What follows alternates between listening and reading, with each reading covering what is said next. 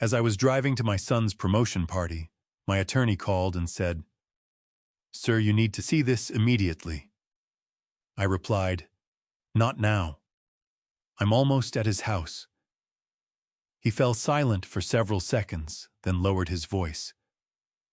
"Wait. You may want to call the police before you step inside that house." I froze. What he said next made my blood run cold. My son had used my signature to transfer $94,000. I appreciate each of you joining Dad's Revenge Stories today. Where are you watching from? Let me know your city or country in the comments below. Please note, parts of this narrative feature creative adaptations for perspective and entertainment. Any resemblance to actual people or settings is incidental, but the core message offers meaningful insight. The drive to Ethan's house should have taken 20 minutes. I'd made it 100 times down Camelback Road, left on 44th Street, into the quiet Arcadia neighborhood, where my son and his wife lived in a house that cost more than I'd earned in my first decade of business. I knew every traffic light, every turn. But that evening, with the sun bleeding orange across the Phoenix skyline and a cream-colored envelope on the passenger seat beside me, I drove slower than usual. I wasn't ready for the night to begin. The envelope had been sitting in my desk drawer for 2 years. Inside was a single page, a letter of appointment naming Ethan Bennett as future Chief Executive Officer of Bennett Supply, prepared by my attorney, Richard Cole, and waiting only for my signature. 35 years I'd spent building that company from a 2-man operation out of a rented warehouse on the south side of Phoenix. 35 years of early mornings, missed vacations, a wife who never once complained about the hours, even when she had every right to. Margaret had been gone 6 years now. The least I could do was make sure everything she'd believed in was passed on to the right hands. I believed Ethan was those hands. I loosened my tie at the 3rd traffic light and glanced at the box on the back seat: oatmeal cookies from the bakery on Indian School Road, the kind Ethan had loved since he was 9 years old. Small gesture. My son was 39 now, a grown man with a mortgage and a beautiful wife and a title on his business card that read, Director of Sales. But some habits of fatherhood don't retire just because the child does. My phone buzzed on the console. Richard Cole. I almost let it go to voicemail. Richard knew I had this dinner tonight. He'd helped me finalize the appointment letter just 3 days ago. But Richard didn't call without reason. I picked up. "Richard, what is it?" "Walter." His voice had an edge I recognized from the 2008 lawsuit from the supplier dispute that nearly broke us in 2014. That edge meant trouble. The bank flagged a transaction 20 minutes ago. $94,000 from your administrative account. Approved at 3 this afternoon. My foot lifted off the accelerator. That's not possible. I was at the Glendale site all afternoon. I didn't approve anything. I know. I've been on the phone with First Western for the last 15 minutes.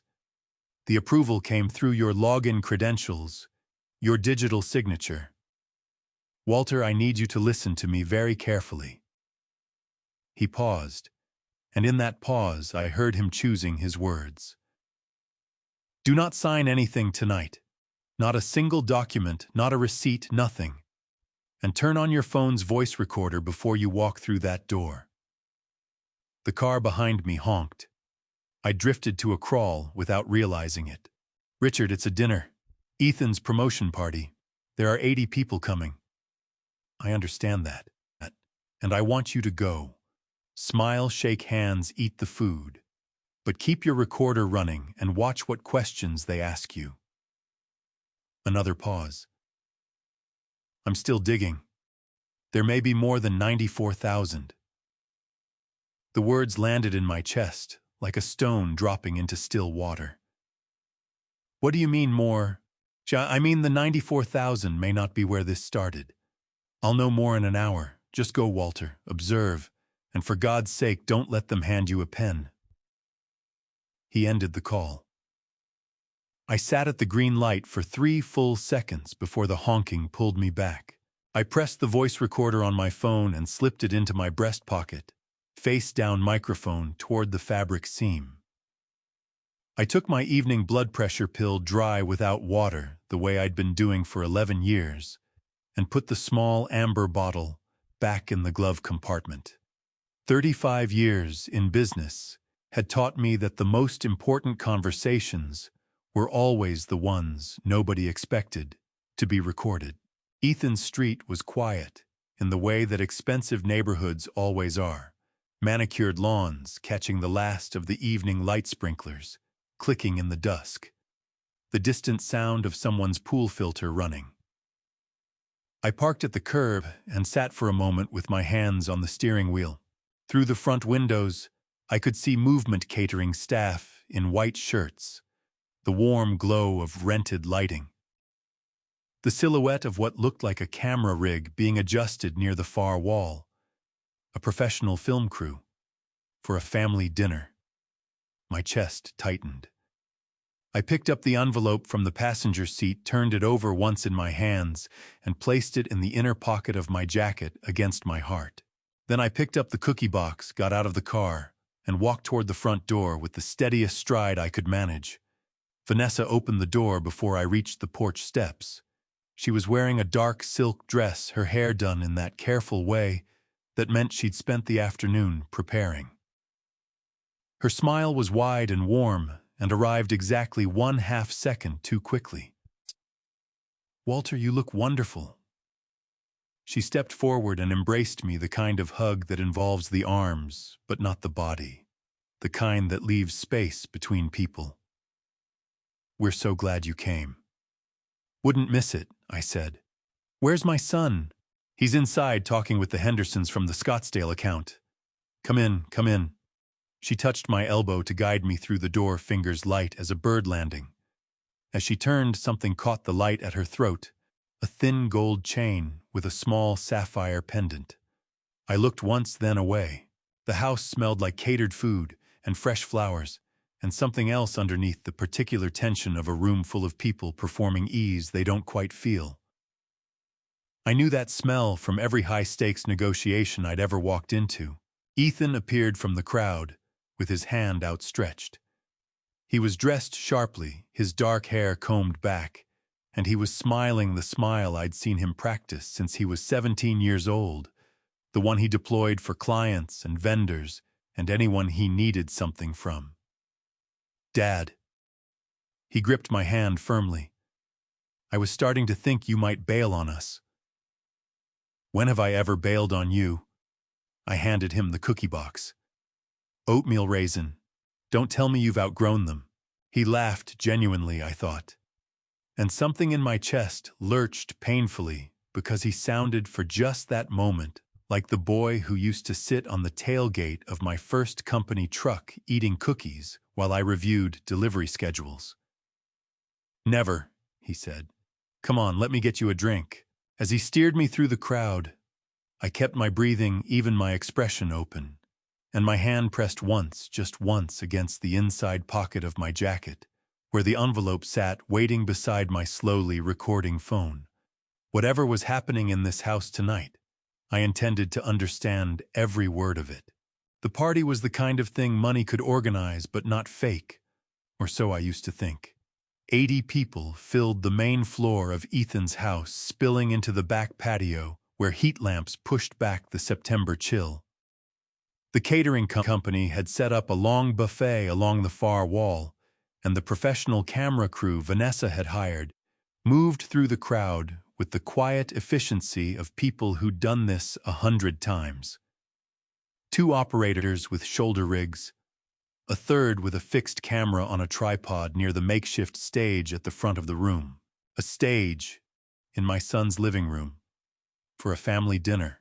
I worked the room the way I'd learned to work every business function in 35 years. Handshakes, first names, genuine questions about families and projects, and the kind of small talk that makes people feel remembered. Frank Dawson found me near the drinks table about 20 minutes in. Frank had been with Bennett Supply for 22 years, longer than some of my equipment. He was 57 years old and built like a man who'd spent his career moving things that didn't want to be moved, which was accurate. He was my warehouse manager, my logistics backbone, the person I called when something went wrong at 2 in the morning. He looked wrong tonight. His jaw was set too hard, and his eyes kept cutting toward Vanessa across the room in a way that had nothing to do with admiration. "Frank," I gripped his hand. "Everything okay?" "Fine." The word came out flat, squeezed. "Good party." "Frank." He met my eyes for just a moment, long enough for me to see something there that looked like guilt or warning or both. And then Vanessa's voice cut through the room from the small stage at the front. "Can I have everyone's attention? We'd love to get the guest of honor up here for a few words." The crowd turned. Applause began, scattered at first, then building. Someone touched my elbow, a catering staff member I didn't recognize, steering me gently forward before I'd agreed to move. I stepped onto the low platform. The room smiled at me. I smiled back and tried to look like a proud father at his son's celebration, which required less acting than I'd expected, because underneath everything, underneath the recorder humming in my pocket, and Richard's voice still echoing in my chest, I was still proud of Ethan. That was the part that hurt most. The pride hadn't gone anywhere. It had just become complicated. The MC was a man in his mid-40s, smooth-voiced professional. He introduced himself as David, said he'd been working with Vanessa on the event. That detail lodged in my mind. Working with Vanessa. Not working for Ethan. Not hired by the family. Working with Vanessa specifically. "Mr. Bennett," David said, turning to me with a warm smile, "you've built something remarkable over 35 years. Tell us, what were the moments that almost broke you? The decisions you look back on and wonder if they were the right ones." Reasonable question. The kind a journalist or a biographer might ask. I answered carefully, speaking in general terms about the 2008 recession, about a supplier contract that went sideways in the early days, about decisions that cost money but built character. Nothing specific. Nothing that could be clipped and recontextualized. From the corner of my vision, I caught Vanessa at the edge of the crowd. Her arms were crossed loosely at her waist, and she was watching me with the focused expression of someone grading a test. When I finished my answer, she gave a small, almost imperceptible nod toward David. David shifted. "And in recent years, you've relied more heavily on Ethan to manage certain responsibilities. Can you speak to that, the areas where you felt you needed his support?" There it was. The angle in the question, needed his support, rather than gave him opportunities. I felt the shape of it, the way you feel a rip current before it catches you. "Ethan has grown into a strong leader," I said. "I've given him increasing responsibility because he's earned it. That's how succession planning works." Another nod from Vanessa. David leaned forward slightly. "Of course. And were there situations where his involvement helped correct course? Moments where his judgment stepped in for yours?"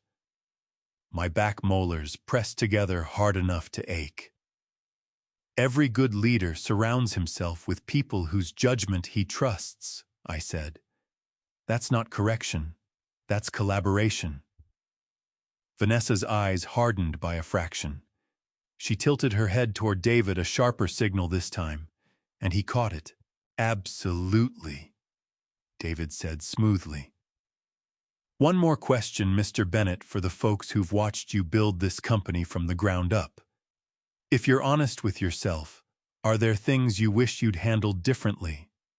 Responsibilities you perhaps held on to longer than you should have?" The room waited. 80 people with drinks in their hands, watching a man on a stage answer questions that were designed to sound like nostalgia, but felt like a deposition. My stomach dropped. Not from nerves. From something physical, a heaviness that started behind my eyes and moved down through my chest and into my legs. The lights above the stage felt suddenly too bright. The room tilted. I gripped the edge of the podium with my right hand. My knuckles went white. "Are you all right, Walter?" David's voice came from a distance that didn't match how close he was standing. I straightened, breathed. The dizziness rolled through me in a wave and receded, but didn't disappear entirely.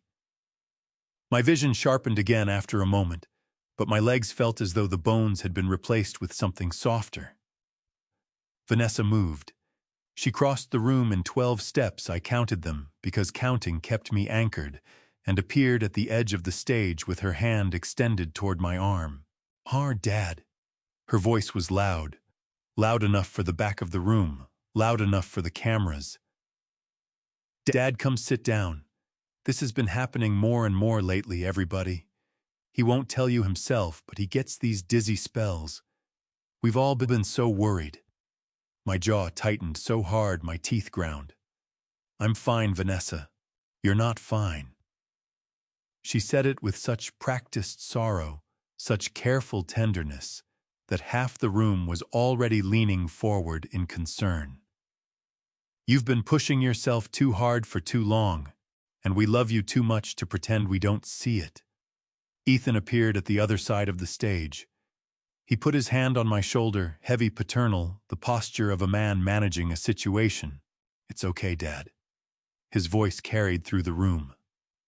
"I should have said something sooner. We've all been covering for you, trying to protect your dignity.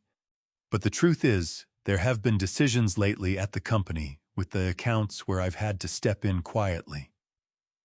I didn't want anyone to know. I just wanted to take care of you." The room made the sound rooms make when they absorb something painful.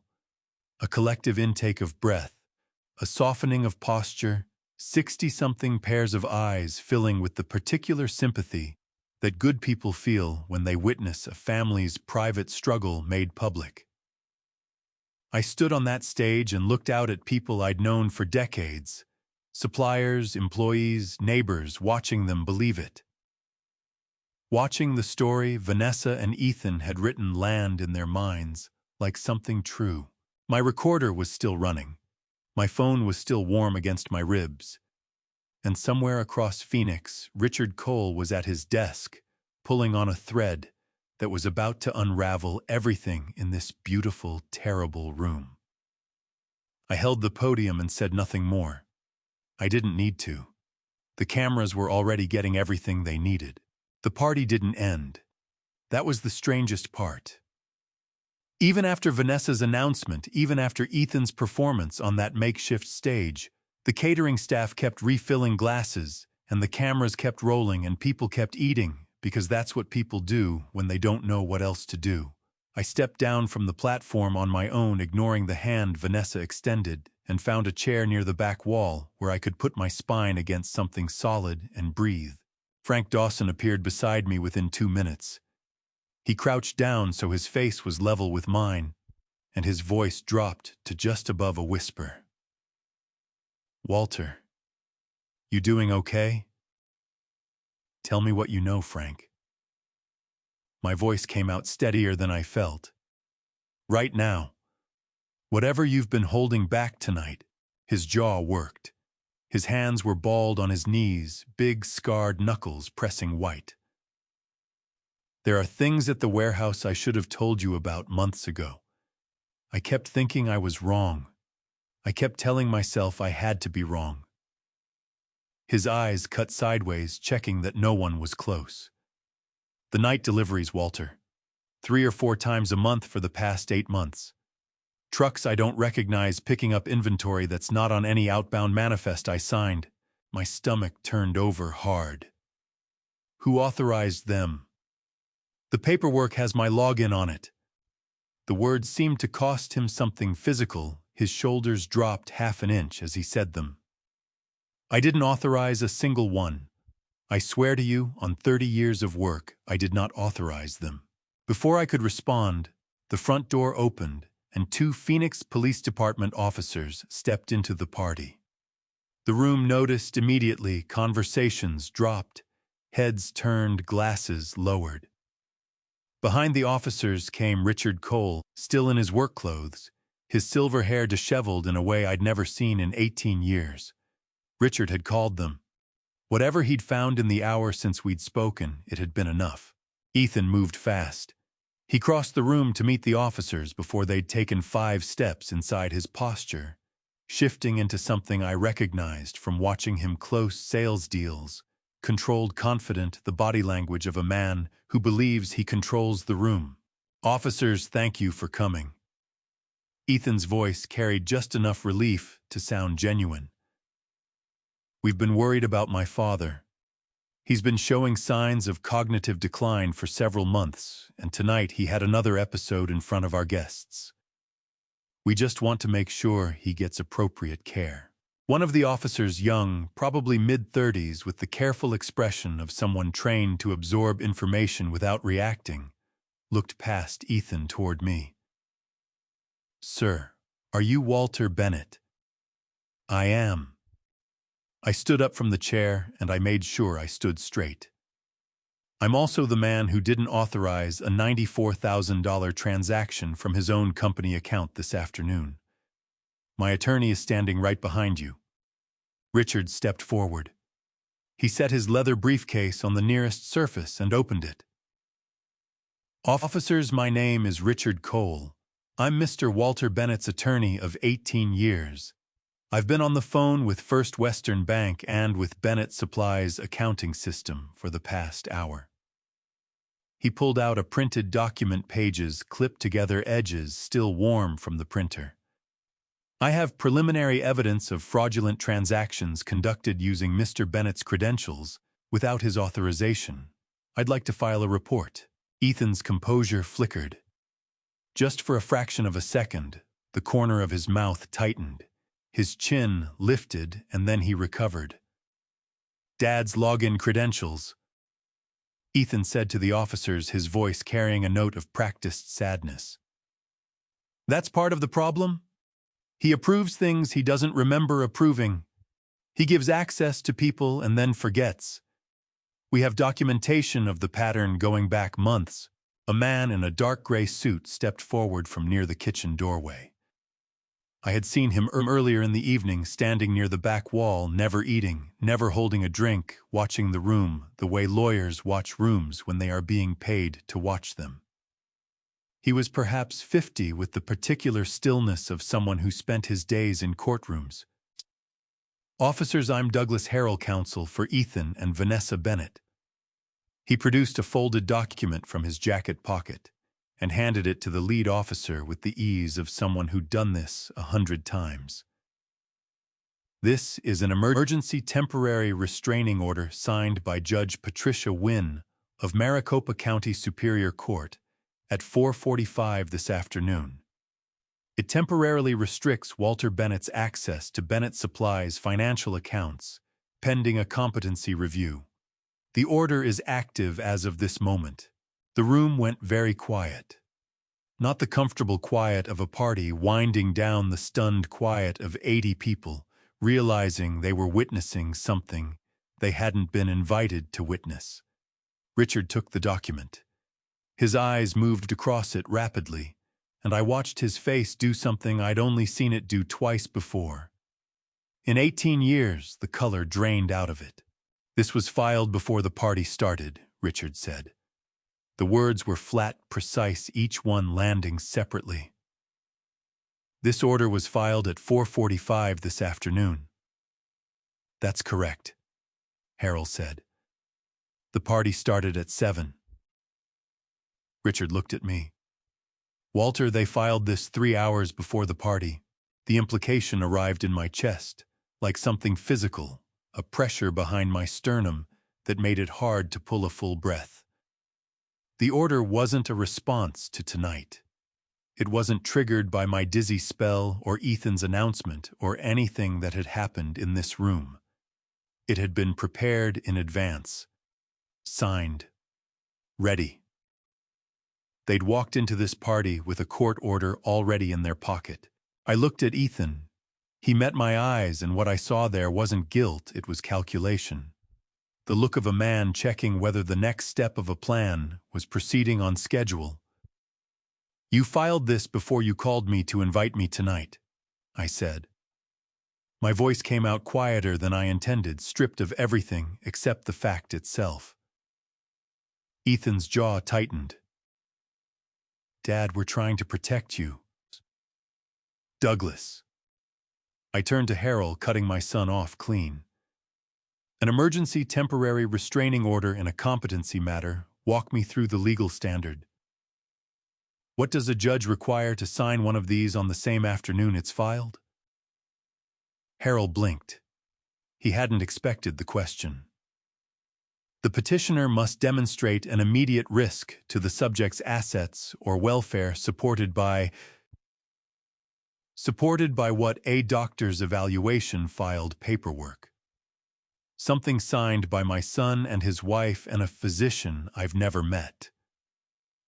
I reached into my breast pocket, not for the envelope, not yet, but for my phone, which I held up between us. "Because I've had this recording since before I walked through that door tonight, and I'd be very interested to hear what a judge thinks of a party that was designed specifically to capture phones on a stage." Harold said nothing. That was its own kind of answer. The lead officer looked between us with the expression of a man who'd arrived expecting a wellness check and found himself standing in the middle of something considerably more complicated. "Mr. Bennett, Walter Bennett, are you in any medical distress right now?" "No." I held his gaze. "I'm in legal distress. There's a difference." I looked at Richard. "Get me out of here. We have work to do." Richard snapped his briefcase shut. As we walked toward the door, I passed within 3 feet of Ethan. He reached out and caught my arm, not rough, not desperate, just firm, the way you grab something you're not ready to let go of. "Dad, please, just talk to me." I looked down at his hand on my arm. Then I looked up at my son's face, the face I'd watched grow from infancy to middle age, the face that had my jawline and his mother's eyes, and I felt grief and fury arrive at exactly the same moment, fused together into something I had no name for. "Let go of my arm, Ethan." He did.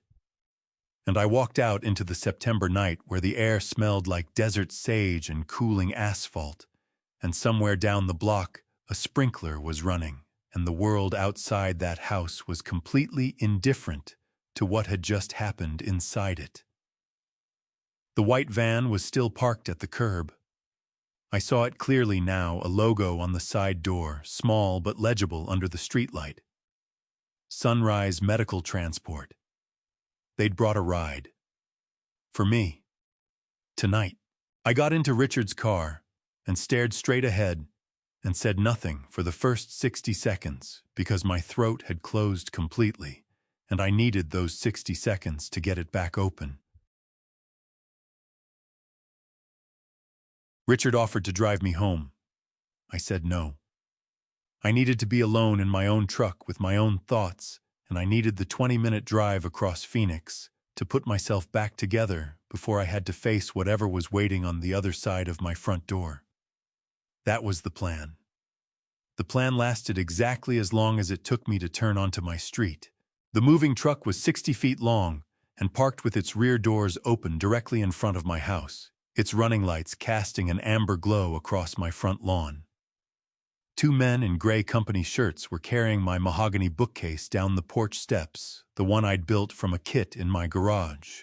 The winter Ethan turned 11, the one that had held 30 years of industry manuals, and the complete set of Louis L'Amour novels Margaret had bought me for our 20th anniversary. They were carrying it like it weighed nothing, like it was just inventory. I sat in my truck at the end of the driveway with both hands on the wheel and the engine still running. My mind did something strange. It refused to process what I was seeing all at once, so it broke it into pieces. The truck, the men, the bookcase, The open front door of my house spilling warm light onto the porch. The company logo on the truck's side panel, Desert Sun Estate Liquidators. I shut off the engine, got out. My legs worked fine.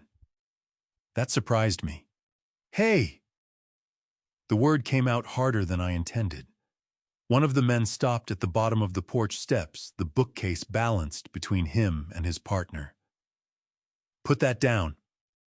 The man who appeared to be in charge came around from the far side of the truck. He was heavy-set, mid-40s, wearing a clipboard like armor.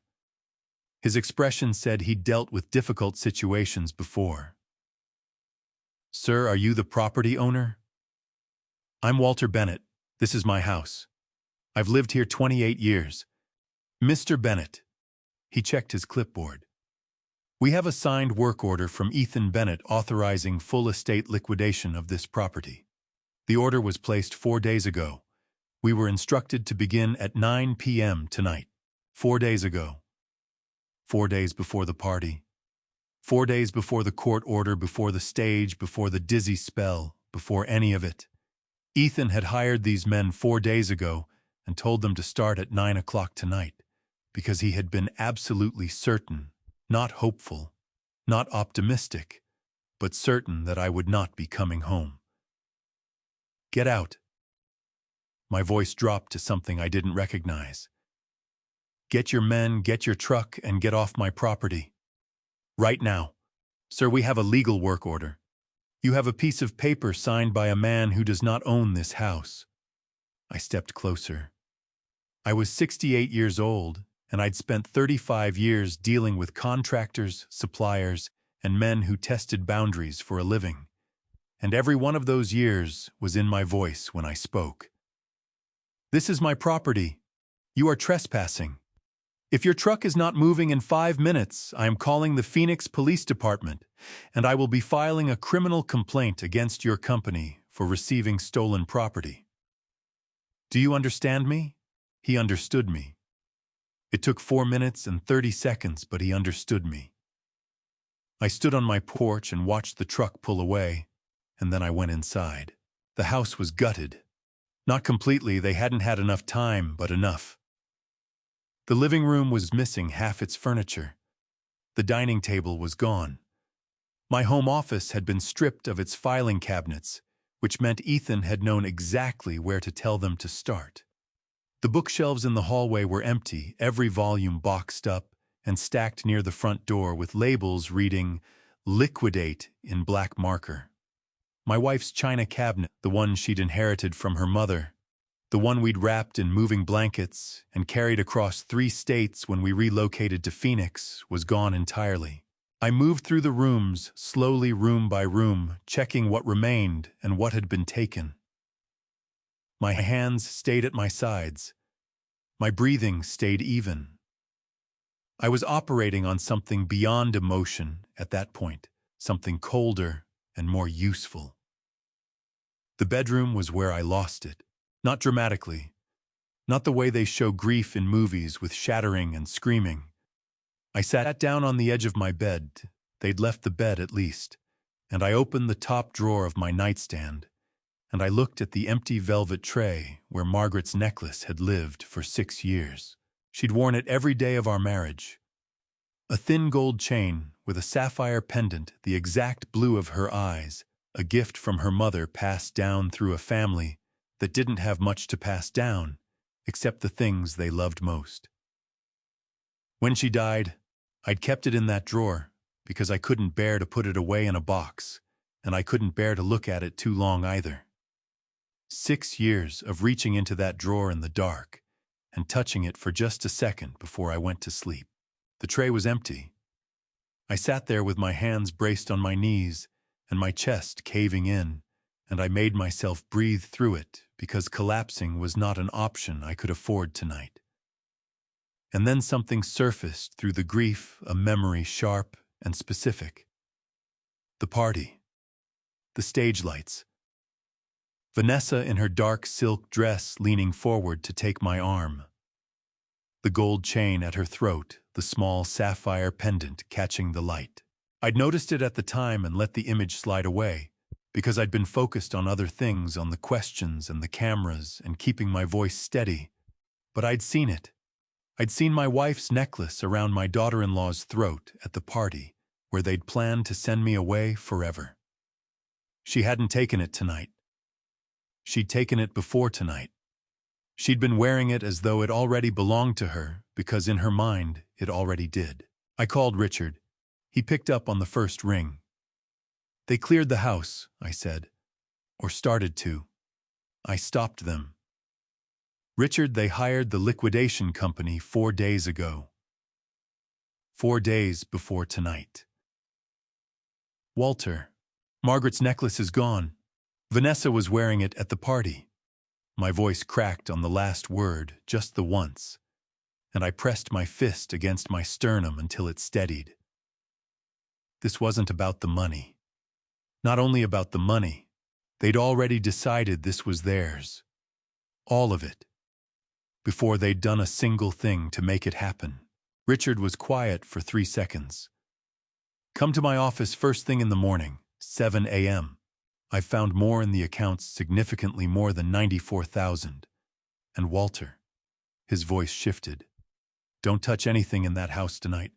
Don't move anything. Don't throw anything away. Every item that's been disturbed is evidence." I lowered the phone and looked around my stripped bedroom.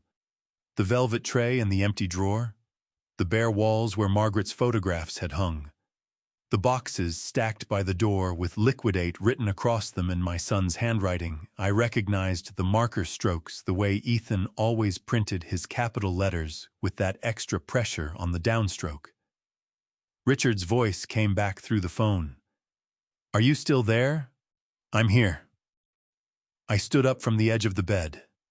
Something had shifted there for a long time, but underneath it, something harder had taken root. 7 a.m., I said. "I'll be there at 6:45. I walked to the window and looked out at my front yard, at the tire tracks the liquidation truck had left in the grass. Across the street, a neighbor's porch light was on. Normal evening, normal neighborhood.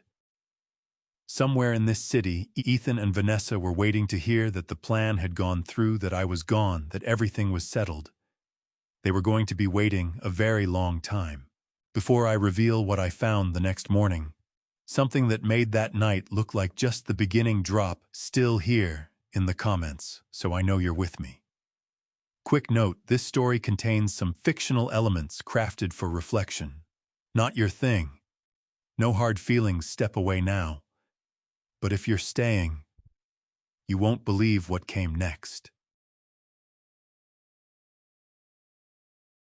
I didn't sleep. Not really. I lay on top of the covers in my work clothes and stared at the ceiling while the house made its nighttime sounds around me. The air conditioning cycling on and off, the refrigerator hummed, the distant bark of a neighbor's dog. Sounds I'd taken for granted for 28 years. Sounds that now felt like something I might have to memorize. At 5 in the morning, I gave up pretending and made coffee in a kitchen that was missing its table, standing at the counter and drinking from a mug that had somehow survived the liquidators because it had been in the dishwasher. My phone rang at 7:03. Unknown number, Arizona area code. "Mr. Bennett. This is Margaret Lewis. I'm the director at Sunrise Care Center in Scottsdale. I want to be upfront with you. I'm not calling to confirm anything. I've been going back and forth about making this call since yesterday afternoon." A brief pause. "Your name and personal phone number are listed as the emergency contact on your own intake file. That struck me as unusual. I reviewed the file last night, and I have some serious concerns about what's in it. I felt you had a right to know. Your room has been ready since Monday." The coffee mug stopped halfway to my mouth. "I'm sorry." "Say that again." "Your room at Sunrise Care Center." Her voice was professional, careful, the voice of someone trained to deliver difficult information gently. "Your son Ethan made the arrangements. He reserved the room 3 months ago and prepaid through December." I'm calling because the intake paperwork lists several restrictions on visitors, and I wanted to confirm those details directly with you before your arrival, 3 months ago. Ethan had reserved a room in a care facility 3 months ago.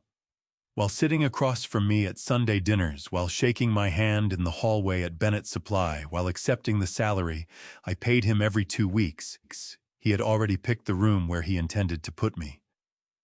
What restrictions? My voice came out flat, scraped clean of everything. The paperwork requests limited visitation. No unscheduled guests. All visits coordinated through the family contact, which is listed as Ethan Bennett. She paused. Mr. Bennett, I want to be straightforward with you. Some elements of this intake file concerned me. The medical history section describes behavioral patterns that seem inconsistent with someone who called me just now and conducted this conversation. I thought you deserved to know what's in it. My throat tightened until swallowing hurt. What does it say? Frequent disorientation, difficulty recognizing familiar people, impaired financial judgment, emotional volatility. A pause. It also notes that you've agreed to this placement and are, quote, cooperative and looking forward to the transition. I set the mug down on the counter before my grip failed entirely. The ceramic clicked against the tile, and the sound was very loud in the empty kitchen. Ms. Lewis. I pulled in a breath. I have never set foot in your facility. I have never spoken with anyone on your staff. I did not agree to this placement, and I was not informed it existed until 30 seconds ago. My son made these arrangements without my knowledge and without my consent. The silence on her end lasted 4 full seconds. I see. Her voice had changed. The professional gentleness was still there, but something sharper had moved underneath it. Mr. Bennett, I'm going to need to put this intake on hold pending clarification. And I think you should know there was also a medical transport vehicle booked for last night. Sunrise Medical Transport. Scheduled pickup at your son's address at 9 p.m. The white van. The logo I'd read under the streetlight as I walked out of the party. It hadn't been coincidence, hadn't been some other family's arrangement. It had been booked for me. They'd planned to load me into that van directly from the party and deliver me to a room my son had furnished 3 months ago. Thank you, Ms. Lewis. My voice was barely working. I need to ask you to preserve all of that documentation, every form, every communication from my son, every record of that transport booking. My attorney will be in contact today. Of course. Another pause. I'm sorry, Mr. Bennett. This isn't the kind of call I expected to make this morning. Neither did I. I called Richard before I'd put my phone down. They booked a transport van for last night, I said the moment he picked up. Sunrise Medical Transport. Scheduled pickup at 9 p.m. from Ethan's address. The care facility has been reserved for 3 months. Ethan prepaid through December. Walter. Richard's voice was tight. Get in your truck. Come now. I have the account records pulled and you need to see them in person. How bad? We come in person. That was Richard's way of saying bad enough that he didn't want to describe it over the phone. And Walter, on your way, I need you to think about whether you have any memory of Vanessa touching your computer, fixing something, updating something, anything at all. I thought about it while I locked my stripped house behind me and walked to my truck in the early morning light. The September air was still cool, the desert doing its brief daily performance of something almost gentle before the heat arrived. I thought about Vanessa in my home office 8 months ago, sitting at my desk while I stood in the doorway. She'd offered to update my accounting software, said the interface had changed, and she'd show me the new layout. I'd let her. I'd stood there and watched her hands move across my keyboard, and thought how lucky Ethan was to have a wife who took an interest in the business. By the time I pulled into Richard's parking garage, I had my answer. I just didn't know yet how much it was going to cost me. Richard's office was on the 14th floor of a glass tower on Central Avenue, and at 6:58 in the morning, it should have been empty except for the cleaning crew. Instead, every light was on, 2 monitors were running on Richard's desk, and a man I didn't recognize was sitting at the conference table with a laptop and a thermal coffee cup, typing with the focused speed of someone being paid by the hour. Walter. Richard met me at the door. The bags under his eyes told me he hadn't slept either. This is Dale Fitch. He does digital forensics for us when we need it, corporate fraud investigations, data recovery. I called him at midnight. Dale Fitch was somewhere in his early 40s with the slightly distracted air of a man whose attention was always partially elsewhere. He looked up from his laptop long enough to nod. Mr. Bennett, I've been going through your company's accounting system since 1 a.m. You're going to want to sit down. I sat. Richard spread printed documents across the conference table, bank statements, transaction logs, invoice records, and I looked at the number at the top of the summary sheet and felt the air leave my lungs. $612,000, Richard said. Over 9 months.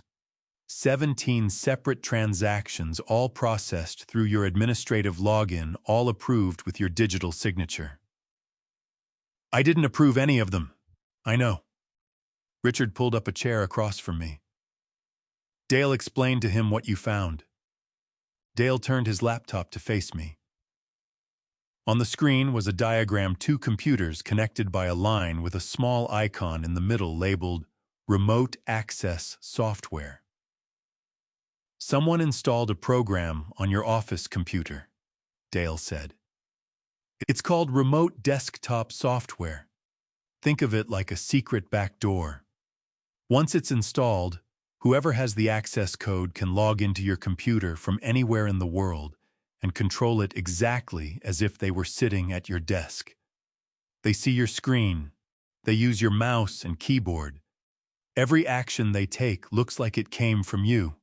When was it installed? Dale checked his notes. 8 months ago. Tuesday morning, 9:17 a.m. 8 months ago. I thought about what Richard had asked me in the car. I thought about Vanessa at my desk, her fingers moving across my keyboard, her voice explaining the new accounting interface with the patient tone of someone doing a favor. I'd stood in the doorway and watched and felt grateful. My daughter-in-law, I said. She was at my computer 8 months ago. She said she was updating the software. Dale nodded. Like this confirmed something he'd already suspected. The remote access program was installed during that session. Whoever set it up also disabled the 2-factor authentication on your banking portal and changed the notification phone number. So when transactions were approved, the confirmation texts went to a number they controlled, not yours. You'd log in normally every day and see nothing unusual because the fraudulent transactions were timed for nights and weekends when you weren't in the office. The precision of it hit me somewhere behind my eyes, a sharp, specific pain. This wasn't opportunistic theft. This was engineered. Someone had sat at my desk with full access to my system and built a mechanism that could drain my company account invisibly for months. The invoices, I said. Show me the invoices. Richard laid 3 sheets on the table.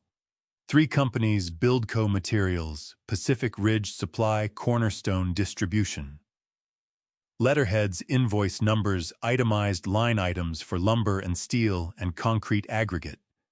Everything that Bennett Supply legitimately purchased, dressed up in unfamiliar names. These companies don't exist, Richard said. I had them checked first thing this morning. Buildco Materials was registered in Delaware 18 months ago, standard shell company setup, very easy to do, online, minimal requirements. Same with the other 2. Different names, different addresses. But Dale found something. Dale pulled up another screen. The email addresses on file for all three companies route through the same server. Different front-end addresses, but when you trace the actual delivery path, they all land in the same inbox. He tapped the screen. I don't have the account owner yet. That'll take a subpoena, but the IP address associated with the account login puts it in the Scottsdale area, consistent with the residential address on file for Ethan and Vanessa Bennett. $612,000. 9 months. 3 fake companies all feeding money into the same invisible pocket. And the mechanism to do it, the program on my computer. The disabled security, the redirected text messages had been installed on a Tuesday morning when I'd stood in my own doorway and made my daughter-in-law a cup of coffee.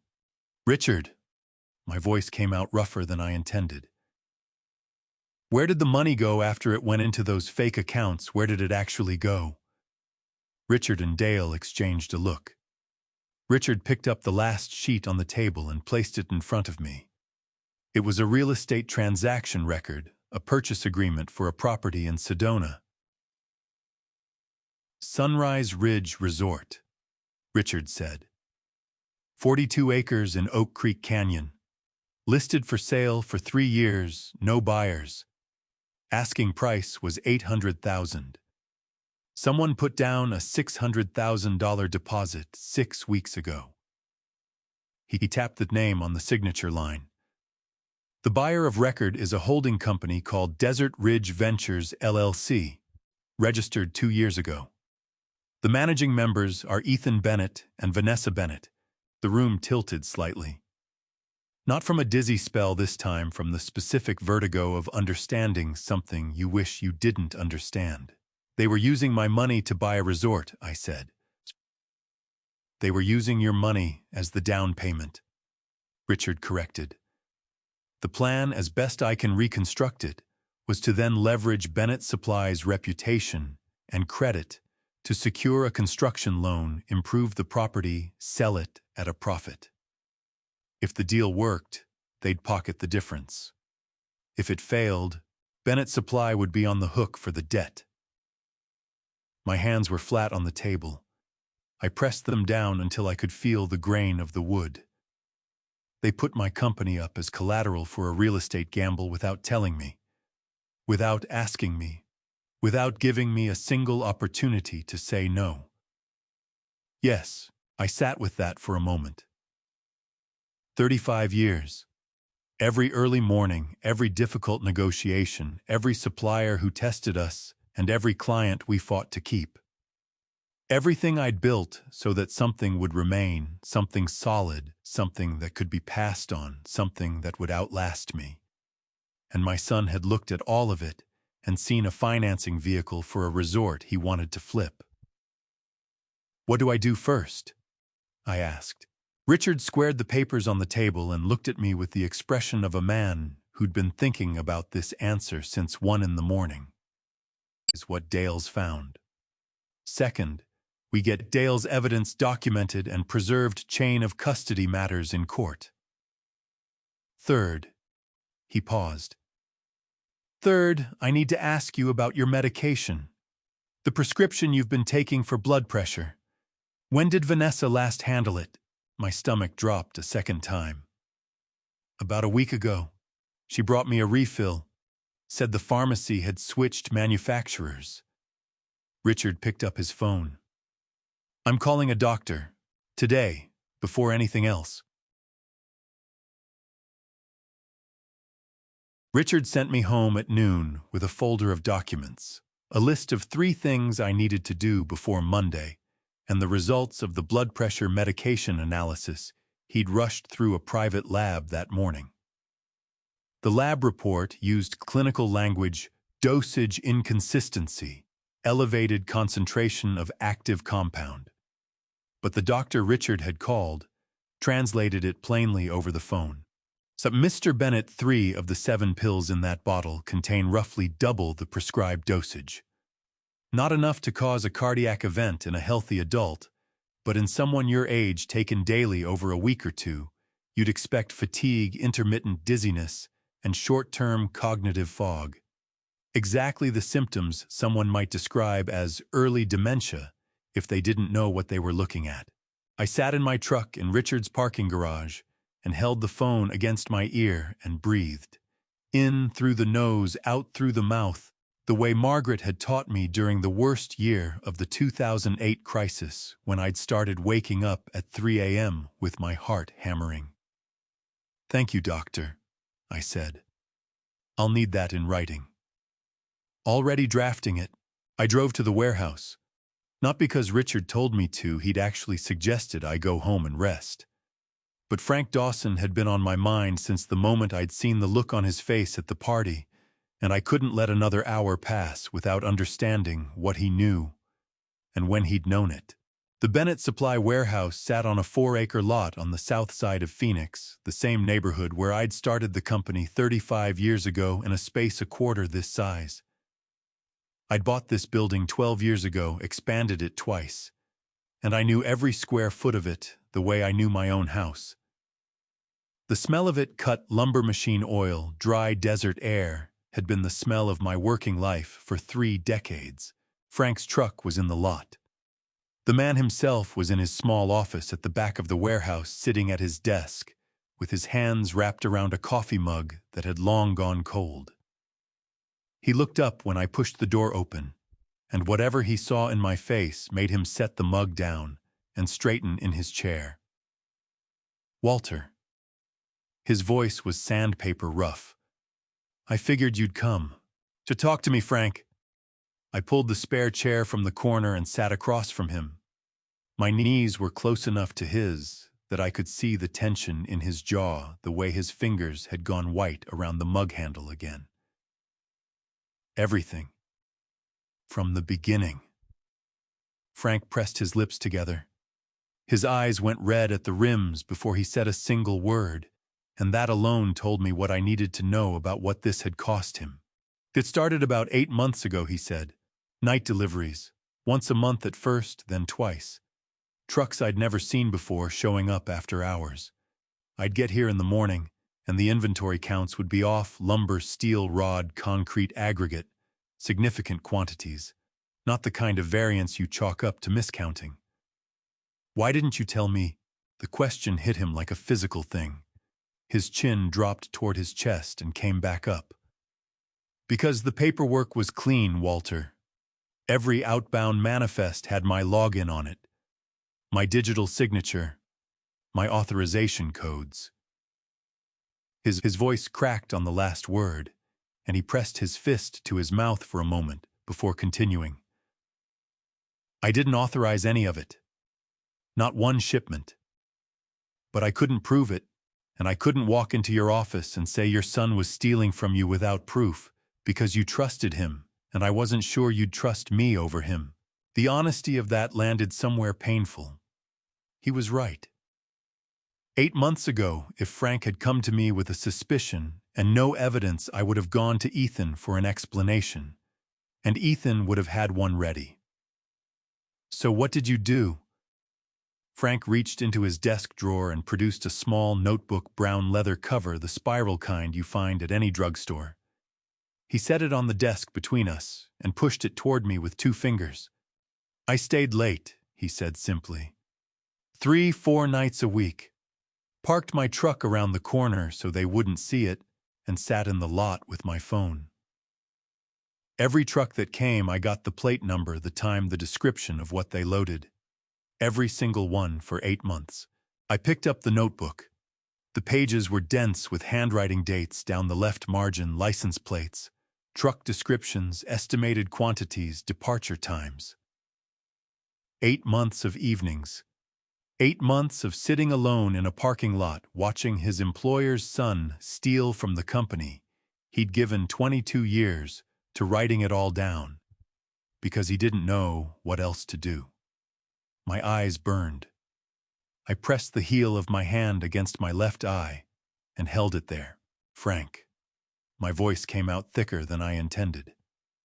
"Why didn't you take this to anyone else? The police, the board? Because it would have come back on you." His voice was fierce now, the roughness gone, replaced by something direct and certain. The paperwork had your name on it too, Walter. If I'd gone to the police before you knew what was happening, they would have looked at those transactions and seen your login, your signature. I wasn't going to hand them a reason to come after you before you had a chance to defend yourself. He picked up the cold coffee mug and put it down again without drinking. So I waited. I kept records, and I waited, and I hoped I was wrong about Ethan. I kept hoping I was wrong. I closed the notebook. The leather was worn soft at the corners from being handled, from being carried back and forth from his truck to his desk for 8 months. You weren't wrong, I said. I know. The 2 words came out very quiet. I'm sorry, Walter. I should have found a better way. You found the right way. I stood and extended my hand across the desk. Frank looked at it for half a second, then gripped it with both of his a handshake that turned into something closer to the way a man holds on when he's been carrying something alone for too long, and someone has finally shown up to help him set it down. There's one more thing, Frank said, not letting go yet. There was a woman who tried to reach you a few months back. Young worked in accounting. Ethan told everyone she'd quit voluntarily. He met my eyes. She didn't quit, Walter. And whatever she was trying to tell you, I think it matters. Frank gave me a last name and a phone number, written on the back of a fuel receipt. The only contact information he'd managed to hold on to after Emily Parker had cleared out her desk 14 weeks ago. I called her from the warehouse parking lot before I'd even started my truck. She picked up on the second ring. Ms. Parker, my name is Walter Bennett. I think we need to talk. A pause. Then very carefully. Mr. Bennett, I've been hoping you'd call for 14 weeks. She was at my house by 4 o'clock. I'd warned her about the missing furniture. She didn't blink at the gaps where things used to be. Just set her laptop bag on the floor and her external hard drive on the kitchen counter, and looked at me with the steady eyes of someone who'd been carrying something heavy for a long time and was ready to put it down. Emily Parker was 32 years old, 5 years out of Arizona State with an accounting degree, and she had the particular composure of a person who'd learned to be precise under pressure. She'd been Bennett Supply's senior bookkeeper for 3 years before Ethan announced she'd resigned to pursue other opportunities. That announcement had been news to her. Walk me through it, I said. From the beginning. Take your time.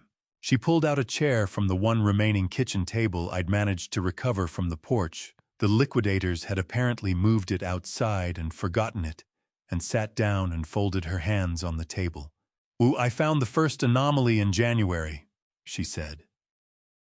An invoice from a company called Build Co. Materials. $14,000 for structural lumber. The purchase order existed.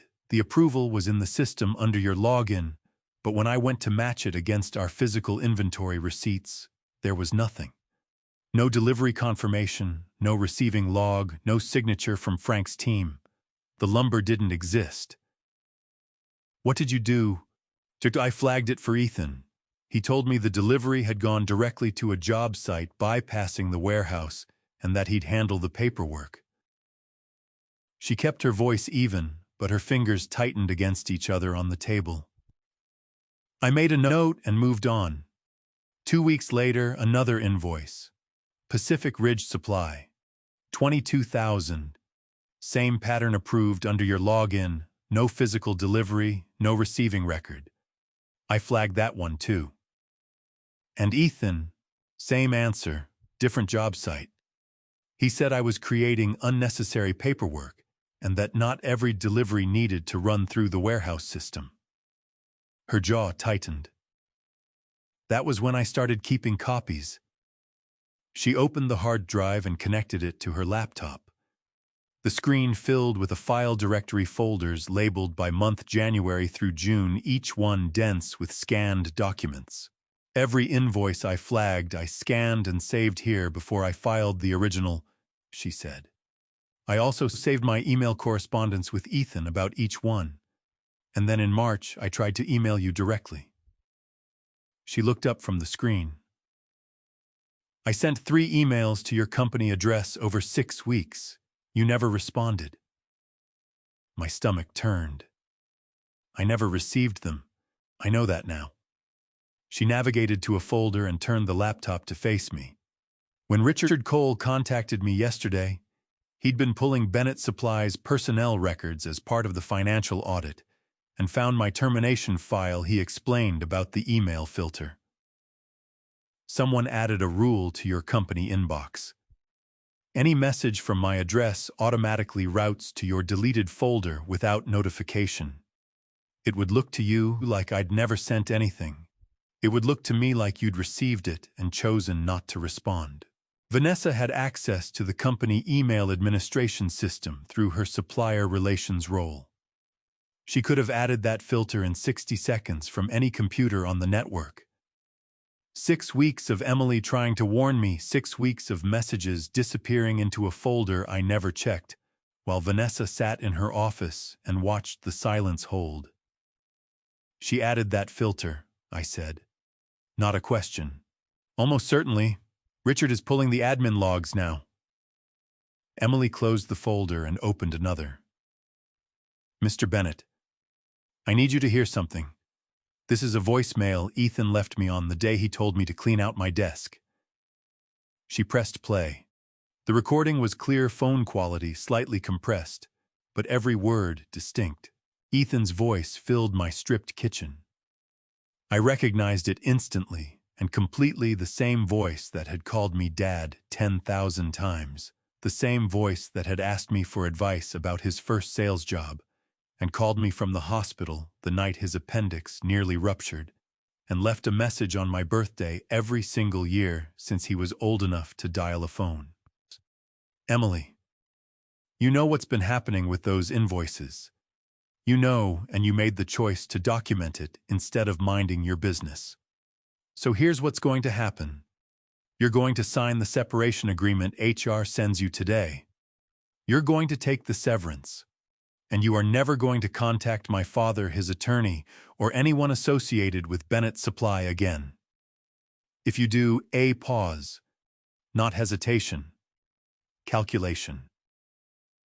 I will make sure every accounting firm in Phoenix knows you were terminated for falsifying records. I have the documentation ready. It won't be true, but it will follow you. Do you understand me? Emily stopped the recording. The kitchen was very quiet around us. My hands were on the table. I looked at them. 68 years old, the hands of a man who'd loaded trucks and poured concrete and shaken 10,000 hands on deals that built something real. They were shaking now, a fine, constant tremor I couldn't stop and didn't try to. He threatened you, I said. My voice had gone somewhere I didn't recognize.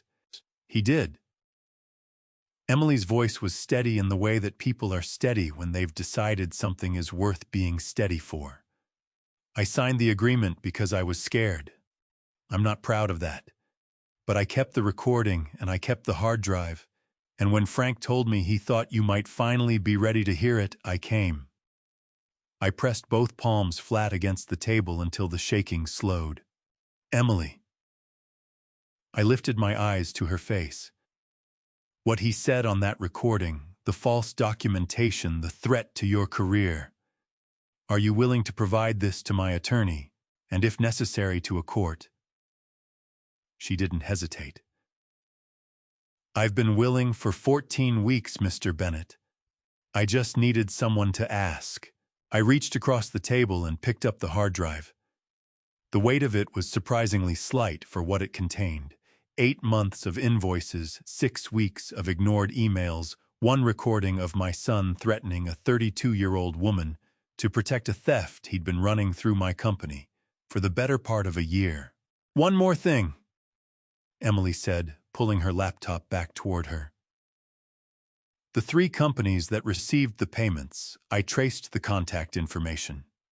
Before the addresses were switched to those Delaware registrations, All three accounts listed the same original phone number, registered to a residential address in Tucson. I looked it up. She pointed to the name on the screen. That's Vanessa's parents' house. I called Richard while Emily was still sitting at my kitchen table. He picked up before the second ring, which told me he'd been waiting. The phone number on those 3 supplier accounts, I said. Emily Parker traced it to a residential address in Tucson. Vanessa's parents. A pause. Keyboard sounds on his end. That confirms what Dale found this afternoon on the IP trace.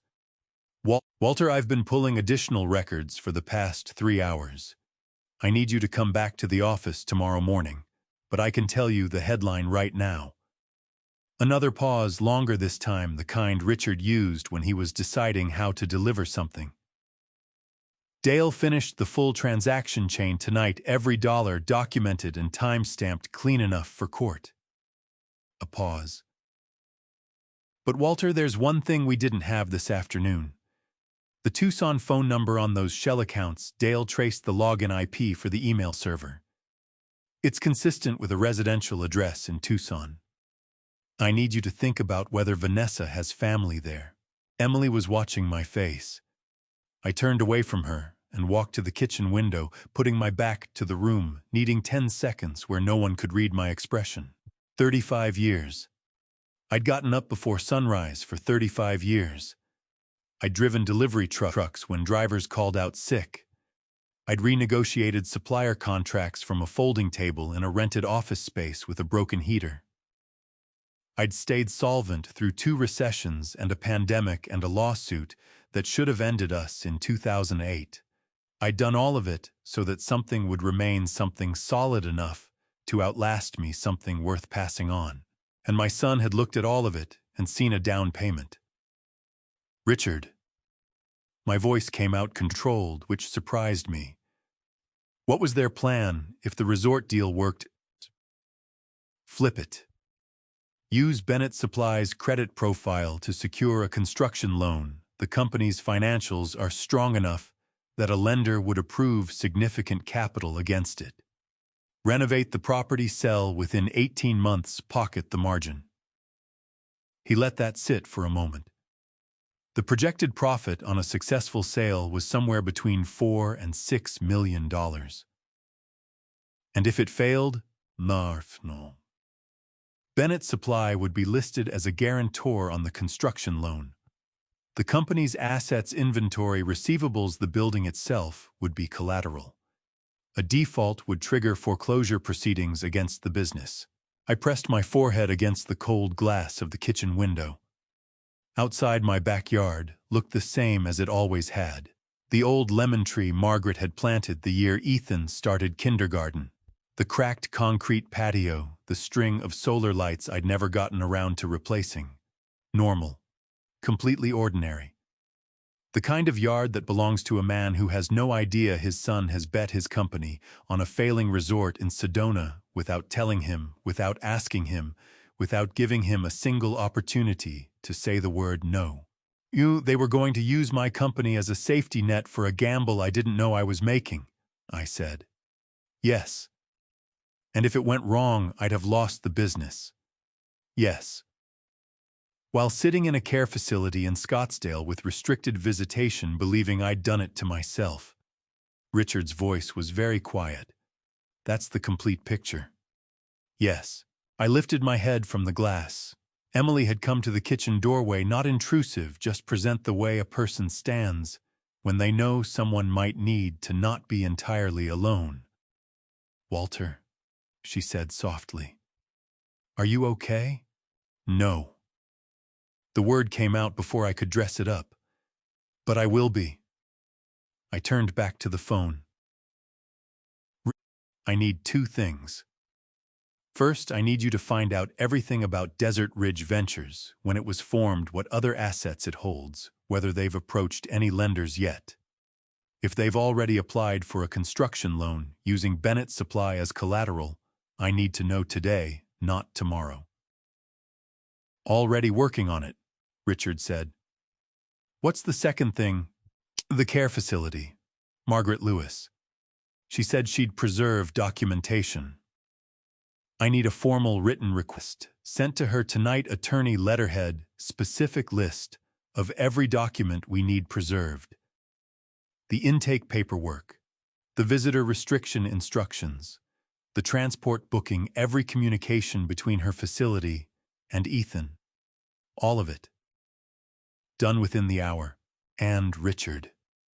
I pressed my hand flat against the window frame. The wood was solid under my palm, real and unmovable, which was what I needed to feel right then. Is there any chance they've already drawn down on a loan, used Bennett Supply's name on a credit application that's already been approved? A pause that lasted 4 seconds too long. I'm checking. I'll have an answer by 9 tomorrow morning. I ended the call and stood at the window for another moment. Emily waited in the doorway, patient, and still the hard drive in her hands. The money went to a resort in Sedona, I said without turning around. 42 acres. They bought it with my company's money and planned to flip it using my company's credit. I finally turned to face her. Ethan and Vanessa were building a real estate business on the back of everything I spent 35 years constructing. And the plan, if it had worked, was that I would never know. Because I'd be in a room in Scottsdale thinking the mess was my own fault. Emily's eyes went bright at the corners. She blinked hard twice and pressed her lips together before she spoke. What do you need from me tonight? Leave the hard drive. Go home and get some sleep.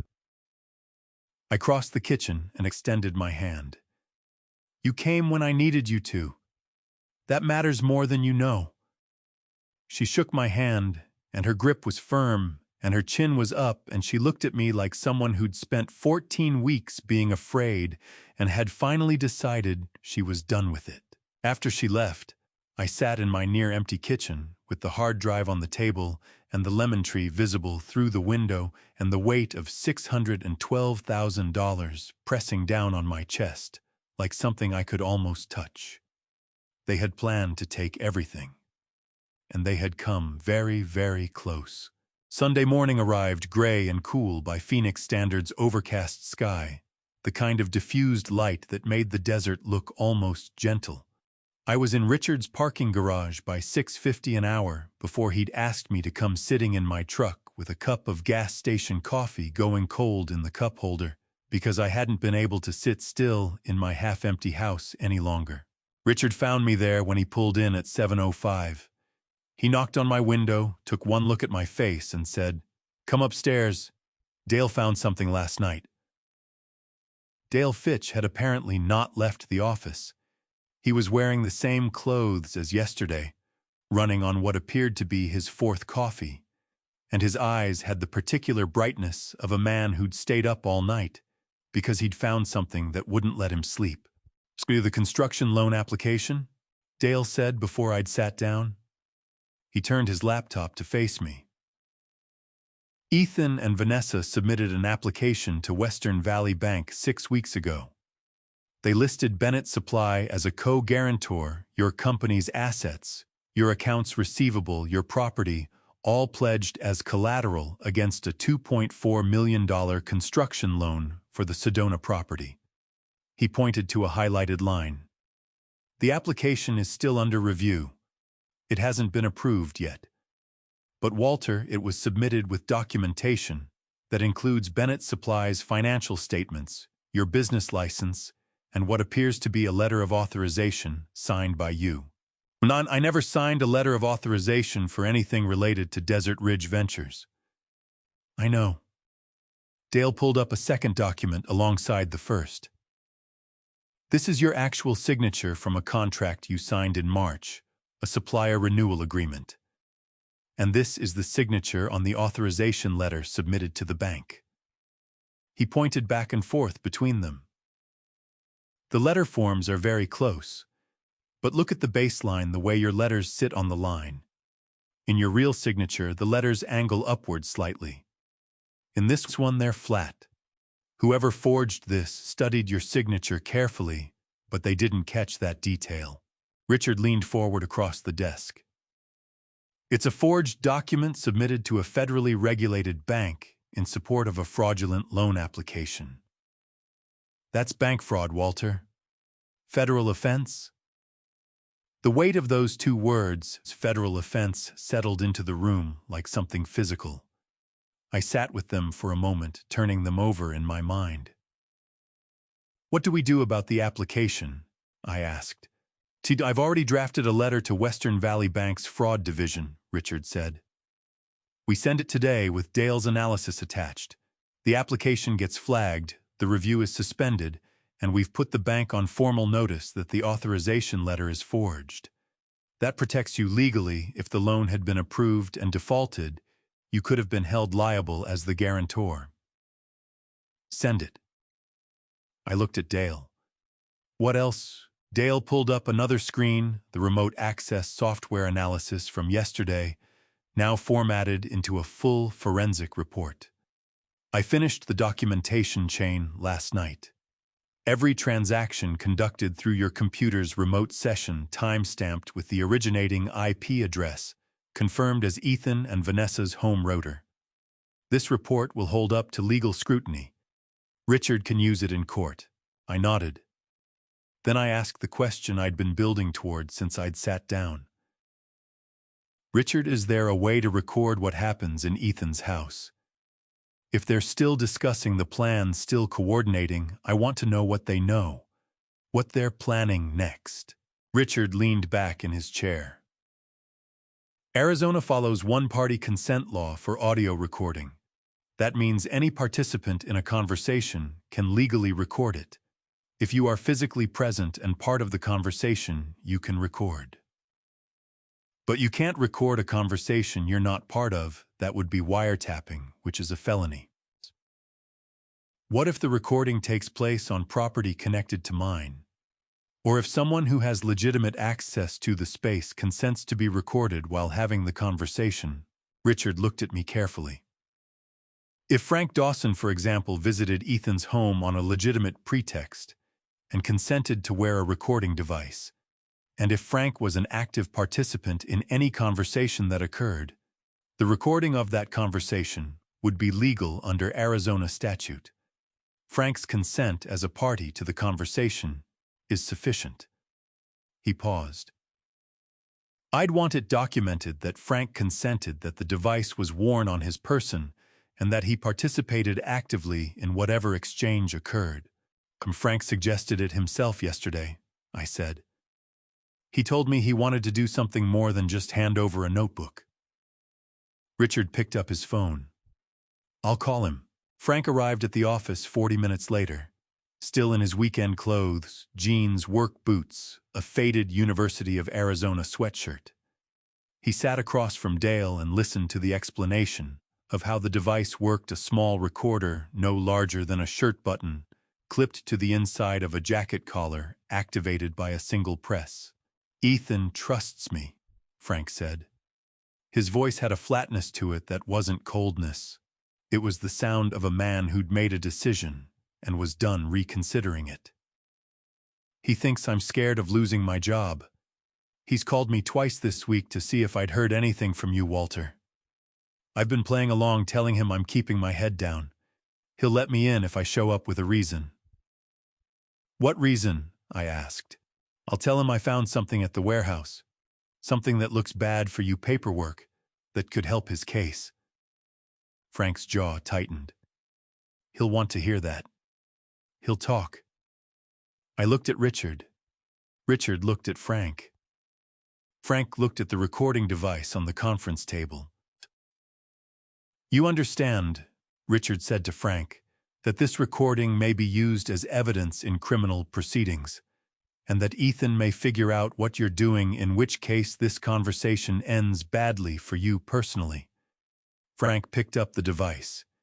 He turned it over once in his fingers, then clipped it to the inside of his collar, with the practiced ease of a man accustomed to handling small, precise things in large, imprecise circumstances.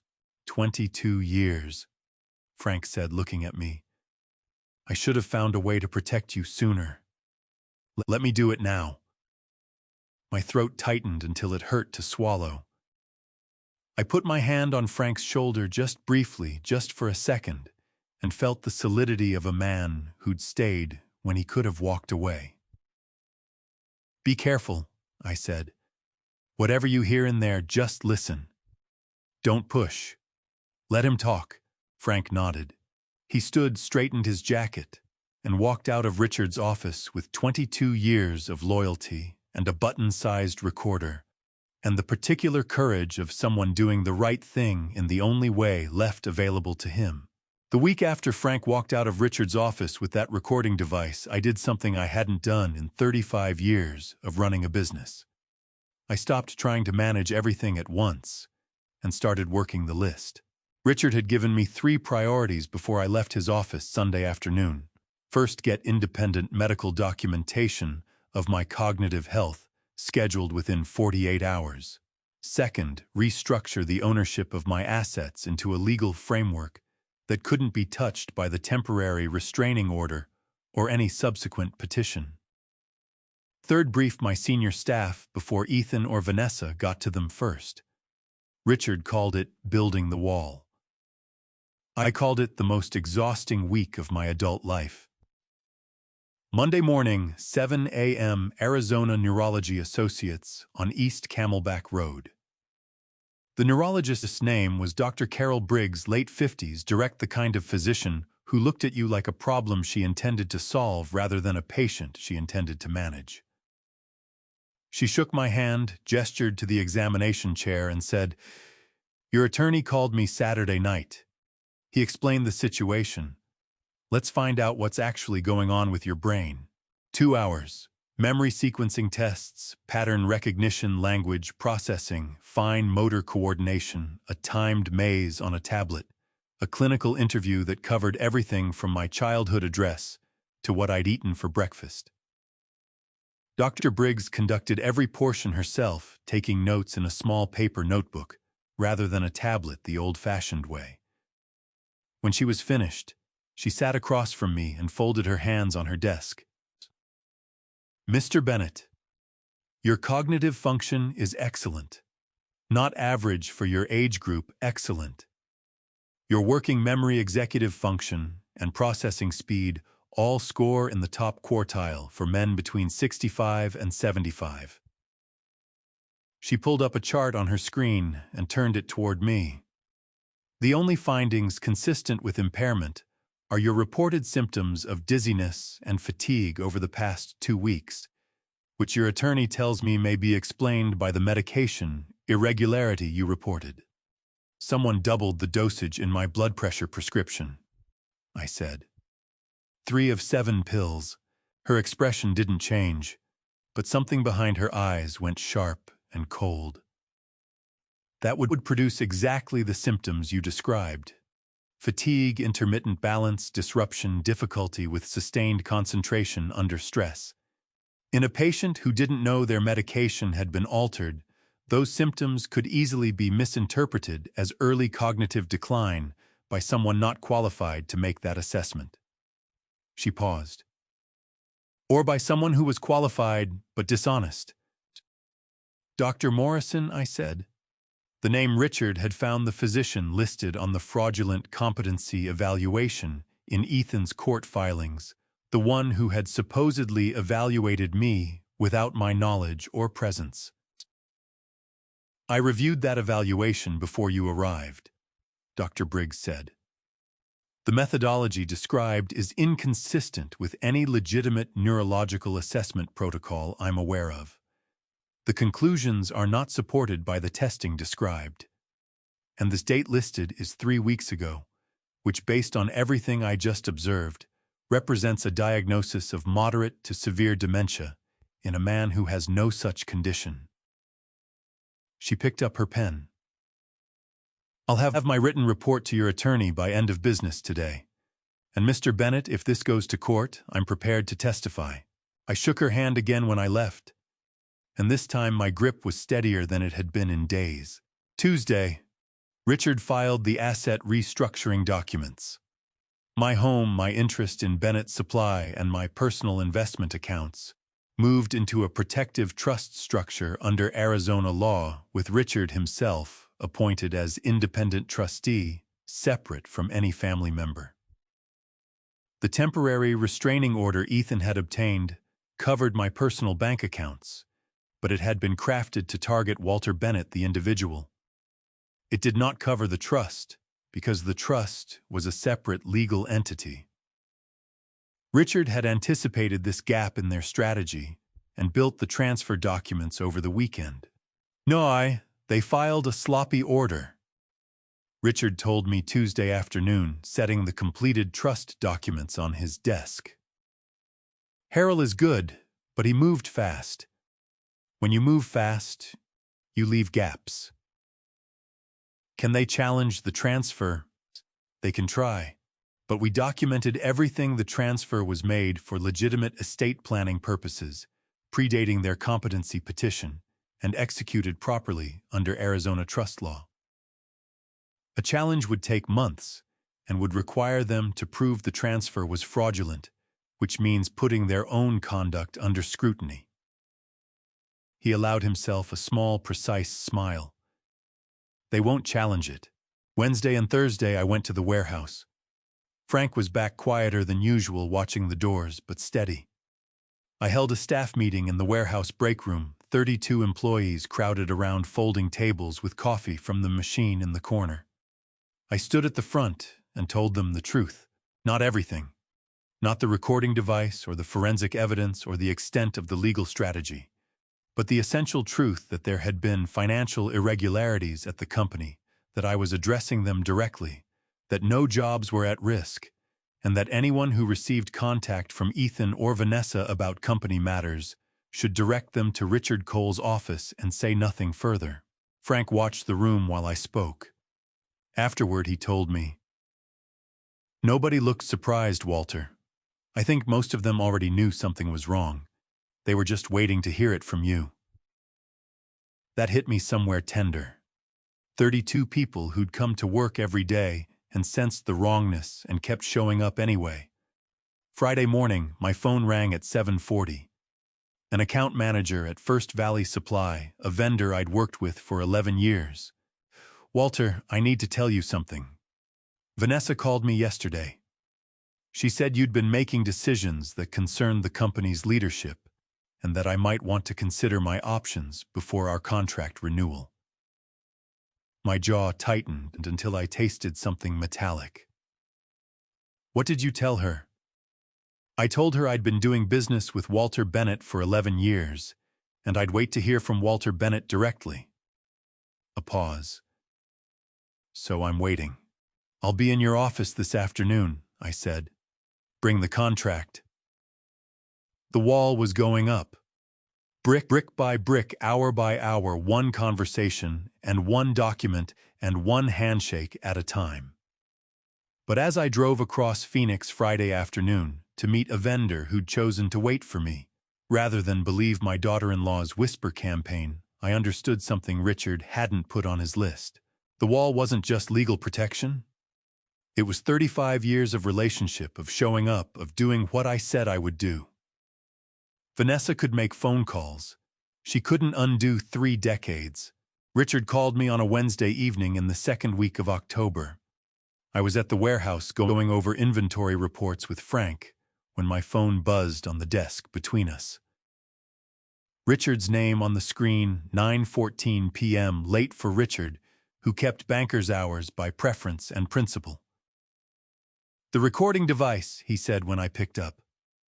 "Frank retrieved it this afternoon." "Walter, you need to come to my office tonight." Frank drove separately. We arrived within 5 minutes of each other, and Richard met us at the elevator looking like a man who'd listened to something he wished he could unhear. He led us to the conference room, closed the door, and set a small digital recorder on the table. "I'm going to play you 40 minutes of audio," he said. "I'll stop it at the points that matter." "Frank, thank you. What you did took courage, and I want that on record." Frank sat with his forearms on the table and his eyes on the recorder, and didn't say anything, which told me everything about what he'd already heard. Richard pressed play.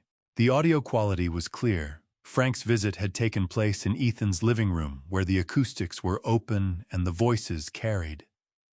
I could hear the ambient sound of the house, the refrigerator hum from the kitchen, the faint sound of a television in another room, the particular silence of a space where two people had been waiting for information. Ethan's voice filled the conference room. Hearing it in this context, recorded disembodied, pulled out of the performance of Family, was like seeing a photograph of someone you know, taken when they didn't know the camera was there. The voice was the same. The man speaking was not the one I recognized. "What did you find?" Ethan asked Frank. "Inventory discrepancies going back 8 months, Frank said. His voice was steady, betraying nothing. "Paperwork with Walter's name on it. The kind of thing that would look bad in a competency hearing." A pause. Then Ethan, "How bad?" "Bad enough that I thought you should know before it surfaced somewhere inconvenient." Richard stopped the recording. "Listen to what comes next." He pressed play again. Vanessa's voice entered the room sharper than Ethan's, with the particular edge of someone who'd been doing the operational thinking, while someone else worried about feelings. "We need to move faster," Vanessa said. "The court date is 3 weeks out. If we push Morrison to file an amended report, we can strengthen the competency argument before the hearing. The dizziness at the party wasn't enough on its own." "Morrison's already filed," Ethan said. Then he amends. He's been paid enough to amend." A pause. "And the medication we should consider increasing." "No." Ethan's voice went hard in a way that surprised me even through the recording. "No. I told you before. We're not doing that again." "Ethan." I said no, Vanessa. The hardness held. There's a line.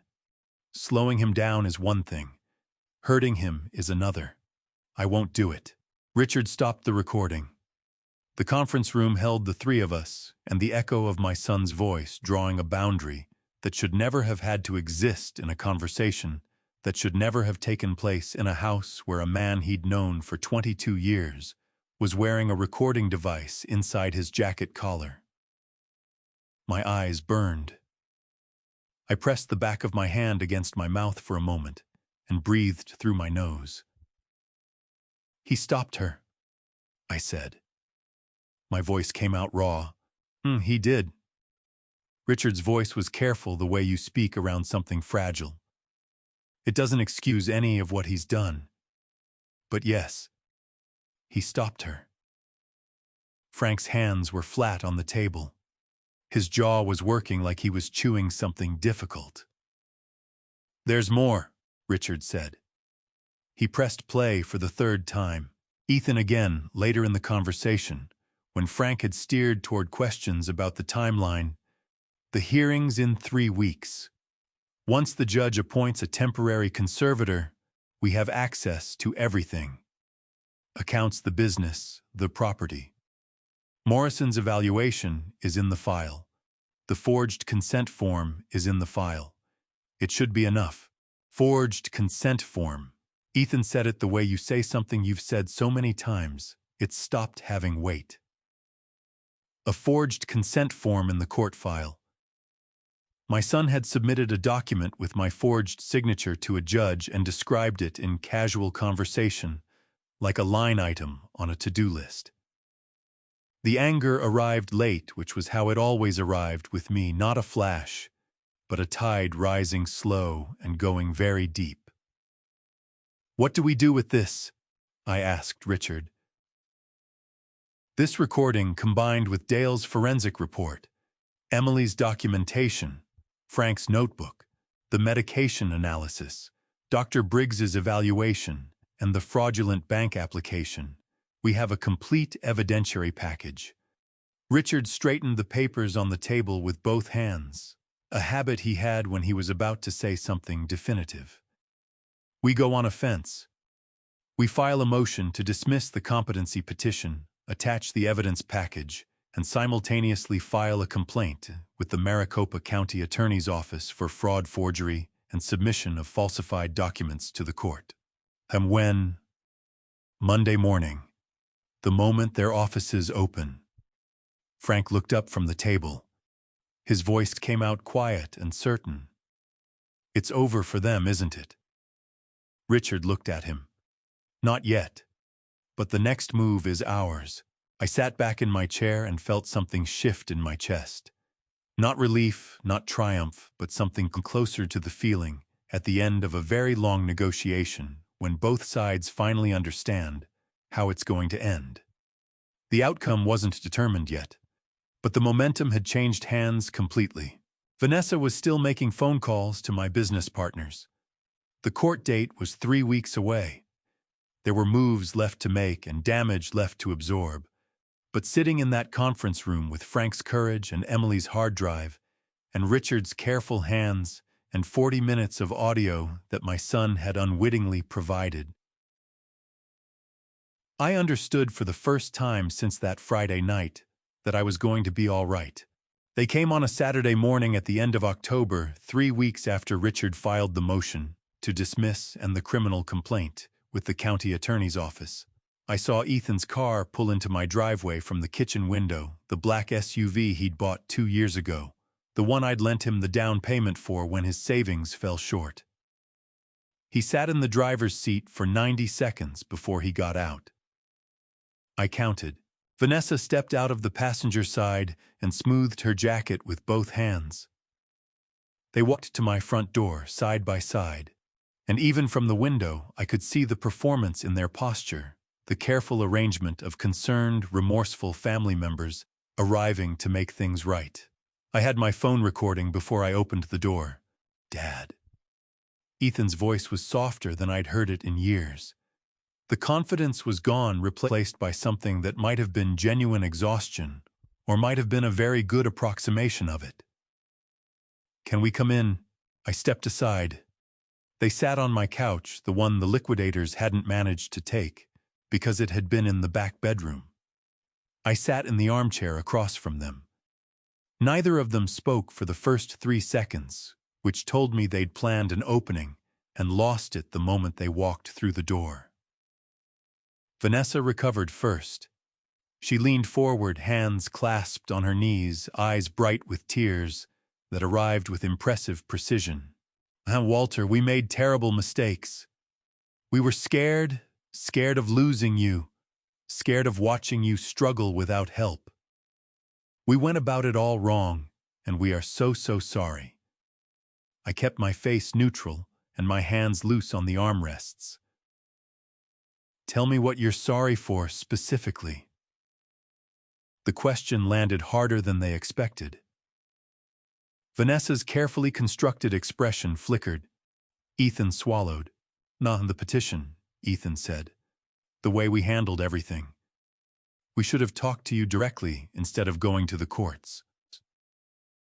You filed a competency petition with forged documentation, I said.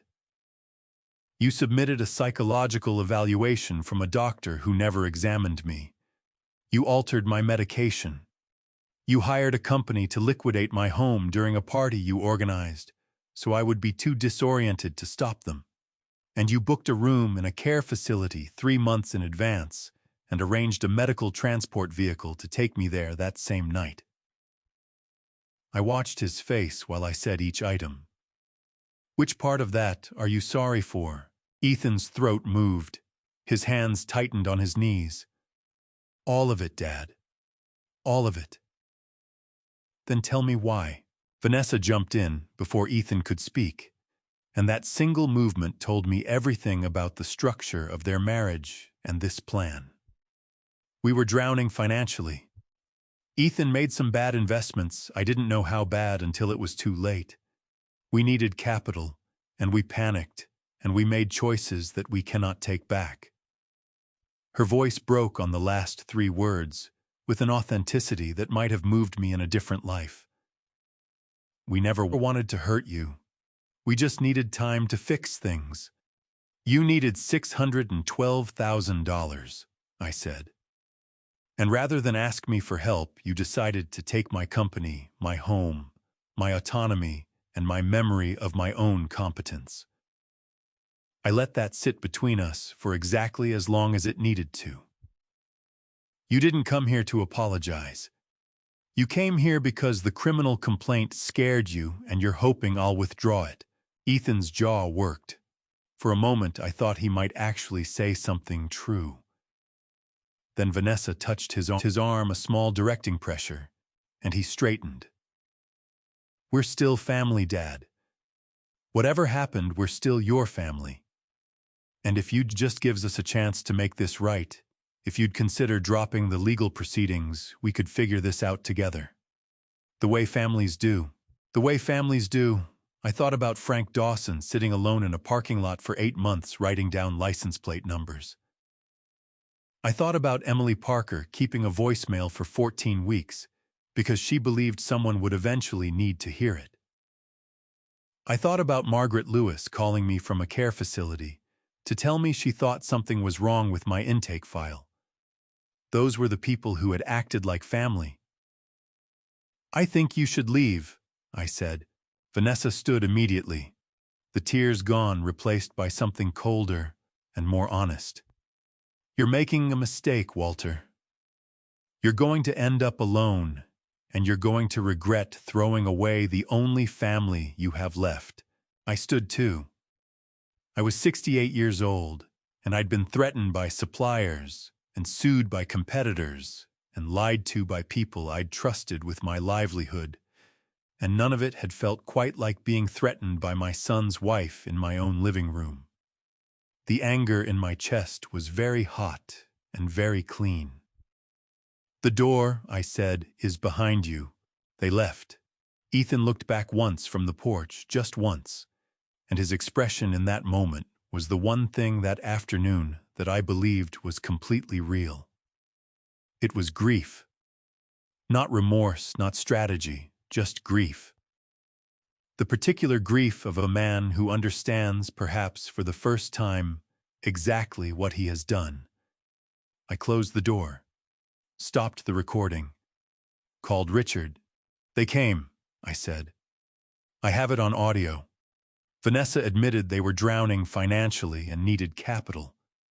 Ethan didn't deny the petition or the documentation. Neither of them disputed a single fact I put to them. Richard exhaled slowly. How are you? My hand tightened on the phone. I'm angry, I said. But I'm clear. Ethan called me on a Tuesday morning, 3 days after he and Vanessa had sat on my couch and performed their apology. He called from a number I didn't recognize, a different phone, which told me the call was something he didn't want Vanessa to know about. Dad. His voice was stripped down, the performance entirely gone. What remained was a man who sounded like he hadn't slept properly in 3 weeks, which I suspected was accurate. I need to see you. Just you. Not Richard, not anyone else. Just us. I thought about it for exactly 4 seconds. There's a diner on McDowell Road. Ruth Ann's. You know it. I'll be there in 30 minutes. Ruth Ann's was the kind of Phoenix institution that had survived 4 decades by being reliably ordinary Formica countertops. Corner booths with high backs, coffee that arrived without being asked for. I'd eaten breakfast there alone every Saturday morning for 12 years after Margaret died, and the staff knew my order and left me in peace. I arrived before Ethan and took the booth in the back corner where no one could approach from behind. He walked in looking like a man wearing his own face as a poorly fitting mask.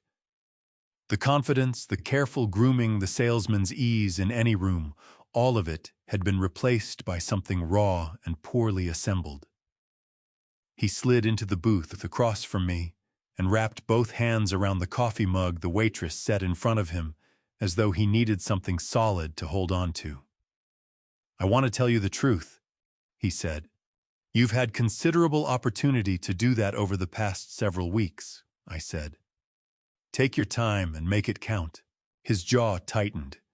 He stared into the coffee for a moment, then lifted his eyes to mine. The plan was Vanessa's. The structure of it, the timeline, the doctors, the legal paperwork, she designed all of it. I went along because we were in a financial hole I didn't know how to climb out of, and she had an answer, and I was too far underwater to think clearly about what I was agreeing to. I kept my expression still and my hands flat on the table. Go on.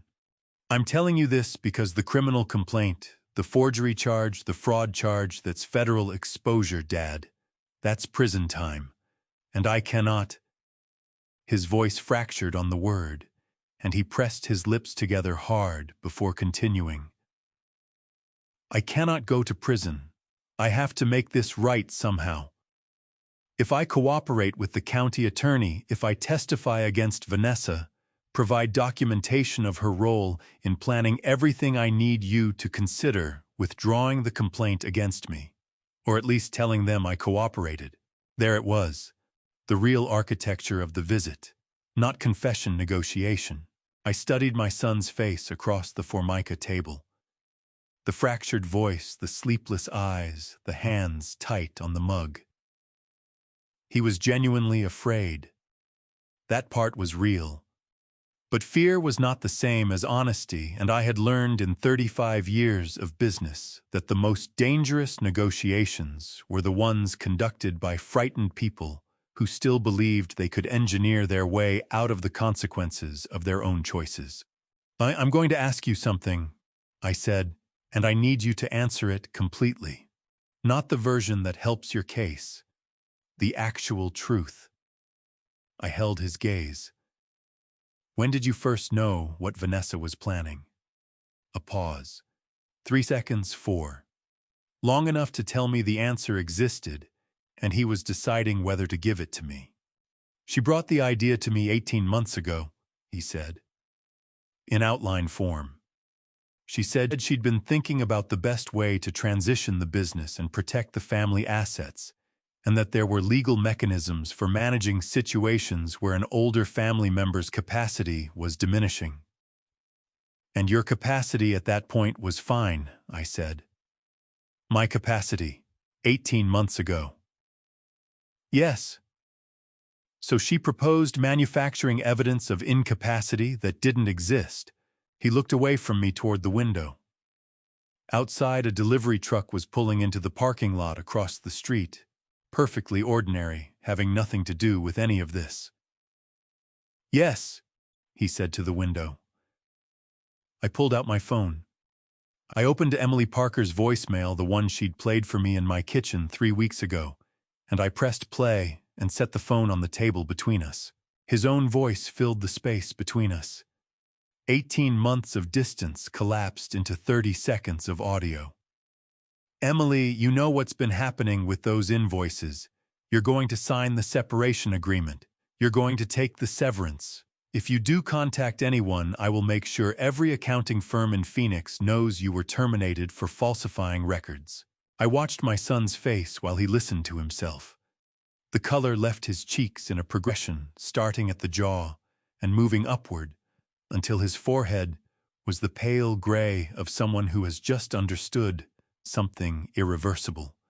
His hands on the mug stopped being tight and became very still instead of the stillness of a person who has stopped fighting a current and started simply floating in it. When the recording ended, I picked up the phone and put it back in my pocket. Hi, Vanessa designed the plan, I said. But you made the calls. You told Emily to sign the separation agreement. You arranged the invoices. You instructed the accounting system changes. You chose Ethan. 18 months ago, when Vanessa brought you the idea, you could have called me. You could have told me you were in financial trouble and needed help. My voice had gone somewhere very quiet. I would have helped you. That's what I do. That's what I've always done. Ethan's eyes went red and wet at the rims. His throat moved repeatedly. When he finally spoke, his voice had lost everything except the bare fact of what he was saying. I know, he said. I know that, Dad. The words sat between us like something irretrievable. I looked at my son, really looked the way you look at something you love and have lost, and felt the grief and fury and exhaustion of the past 6 weeks compress into a single point of terrible clarity. I'm going to let Richard and the county attorney determine what happens legally, I said. That's not my decision to make anymore. But I'll tell you this. I leaned forward slightly. Whatever you decide to do next, whether you cooperate, whether you fight, whether you walk away from this marriage or stand beside it, you do it as your own man, not as someone waiting for his father to fix it. I left money on the table for the coffee and walked out of Ruth Ann's into the October Phoenix morning where the air was finally cool enough to feel like something other than punishment. And I drove back to my half-restored house and called Emily Parker. I need you to send me a copy of that voicemail, I said when she answered. For the record, he heard it this morning. A pause. Then Emily's voice, careful and warm. Did it help? It told the truth, I said, to do. The link arrived in my email at 6:43 on a Monday morning in the first week of November. It came from an address I didn't recognize, a string of letters and numbers with no name attached, the kind of disposable account that takes 30 seconds to create and leaves no trail. The subject line read, "Thought you should see this." I opened it at my kitchen table with my second cup of coffee and I watched 4 minutes and 12 seconds of footage that had been assembled from the party recording with surgical precision. The editing was professional.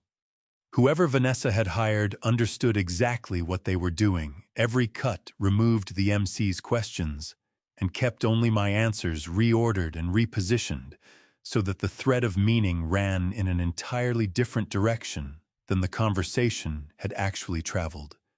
In the original, I'd been measured and careful answering around the traps she'd set. In this version, I sounded like a man confirming his own decline, admitting to decisions I regretted, acknowledging that Ethan had been carrying weight I could no longer manage, welcoming the transition of responsibility.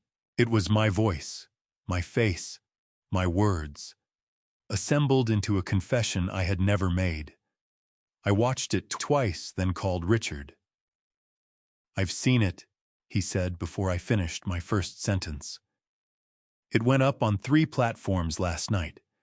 Vanessa's personal social media, a neighborhood business forum for the Phoenix area, and a private industry group for construction supply vendors. She tagged Bennett Supply's business account on 2 of them. My hand tightened on the phone until my knuckles ached.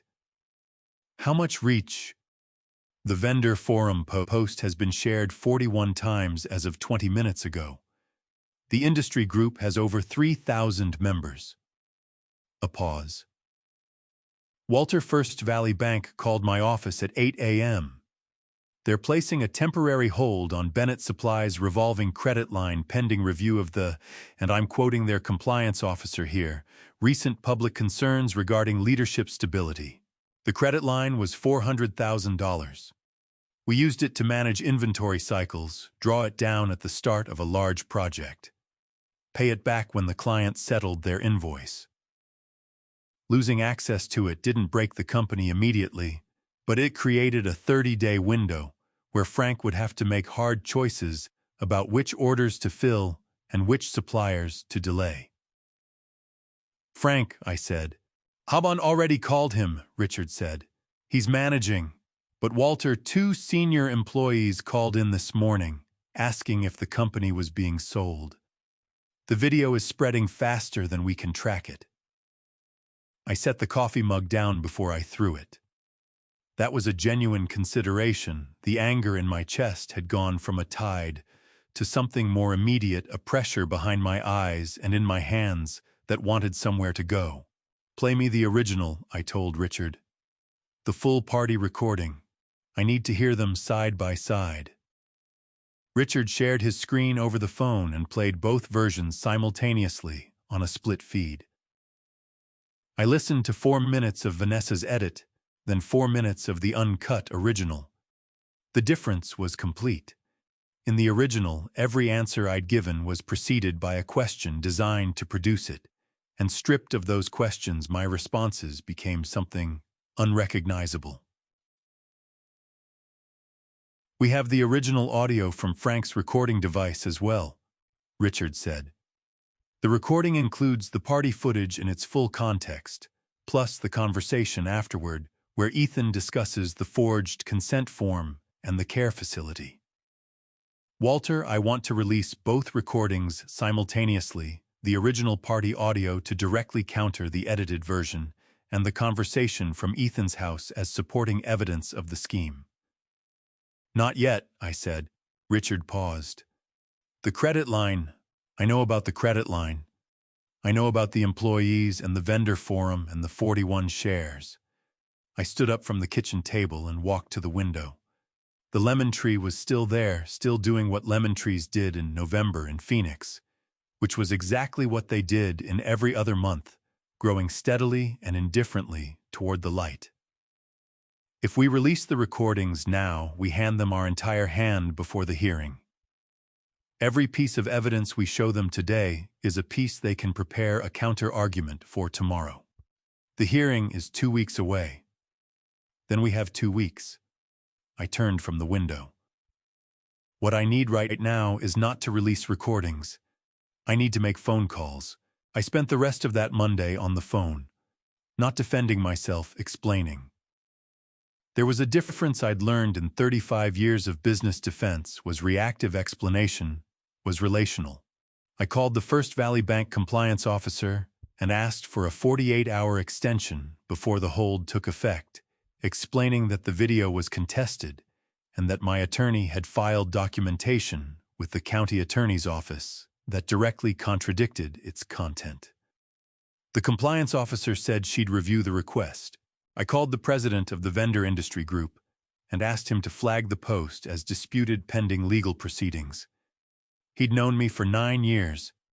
He flagged it within the hour. I called Frank at noon. How are the employees? Shaky, Frank said. But nobody's quit. I told them this morning that you'd been building this company for 35 years and you weren't done yet, and that anyone who wanted the full story should wait until they heard it from you directly. A pause. I may have also told them that the person who made that video tried to have you committed to a care facility against your will, and that the evidence for that was already in the hands of the county attorney.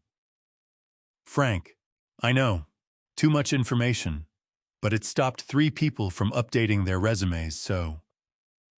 Despite everything, the credit hold, the shared posts, the 4 minutes and 12 seconds of carefully assembled lies, I almost laughed. Almost. Tell them there's a meeting Friday, I said. All staff, I'll be there. Emily called at 3 p.m. I saw the video. I want you to know whatever you need from me for the hearing, I'm ready. The hard drive, the voicemail testimony, all of it. Her voice was steady in the particular way it had been steady the night she'd sat at my kitchen table and played that recording for the first time. Steady not because nothing was wrong, but because she'd decided that being steady was what the situation required. 2 weeks, I told her. Hold everything for 2 weeks. The week between Vanessa's video and the all-staff meeting passed the way weeks pass when you're waiting for something. You can't control slowly in the daylight, very fast in the dark. I slept 4 and 5 hours at a time, woke before the alarm, made coffee, and reviewed documents at my kitchen table while Phoenix assembled itself outside the window. Richard sent me the completed evidence package on Wednesday. I printed every page and read it cover to cover at the kitchen table with a red pen, the way I'd reviewed supplier contracts for 35 years. The forensic accounting report, Dale's technical analysis, Dr. Briggs's neurological evaluation, the medication lab results, Emily's documented timeline of the invoice anomalies, Frank's handwritten notebook photographed and transcribed. Margaret Lewis's written confirmation of the care facility arrangements. The audio recordings transcribed and time-stamped. The forged bank authorization letter with Dale's signature comparison. 47 pages. Every page a piece of something that had been done to me documented in the language courts required precise sourced, unreasonable to dispute. I called Margaret Lewis on Thursday morning. She picked up quickly as though she'd been expecting the call. "Mr. Bennett, how are you holding up?" "Well enough," I said. "I'm calling to ask if you'd be willing to appear at a staff presentation next week. Not a courtroom, a company meeting. I want the people who've worked for me for years to hear from you directly what was in that intake file." A pause. "You want them to understand the scope of what was planned." "I want them to understand that it was planned. That it wasn't impulsive or panicked. It was prepared over months by people who knew exactly what they were doing." "I'll be there," she said. No hesitation. "What time?" Thursday evening, Emily came by with her laptop to walk through the presentation sequence. We sat at my kitchen table for 2 hours going through the order of evidence, what would be shown first, what would land hardest, what needed explanation, and what could speak for itself. Emily had organized the financial documentation into a visual timeline that showed month by month how the money had moved from Bennett Supply's accounts through the 3 shell companies to the Sedona deposit. "This is the piece that will hit them hardest," Emily said, pointing to the timeline. "People can argue about intentions and family dynamics and who knew what when, but money doesn't argue. Money goes where it's sent, and this shows exactly where it went." "And the voicemail?" I asked. "Last." She met my eyes. "Save it for last. Let everything else land first, and then let them hear his voice." After Emily left, I sat alone in the quiet kitchen for a long time. I opened the desk drawer and took out the cream-colored envelope. I'd looked at it 3 or 4 times in the weeks since the party, never opened it again. After that first night, just held it and put it back. The paper had gone slightly soft at the corners from handling. I set it on the table in front of me.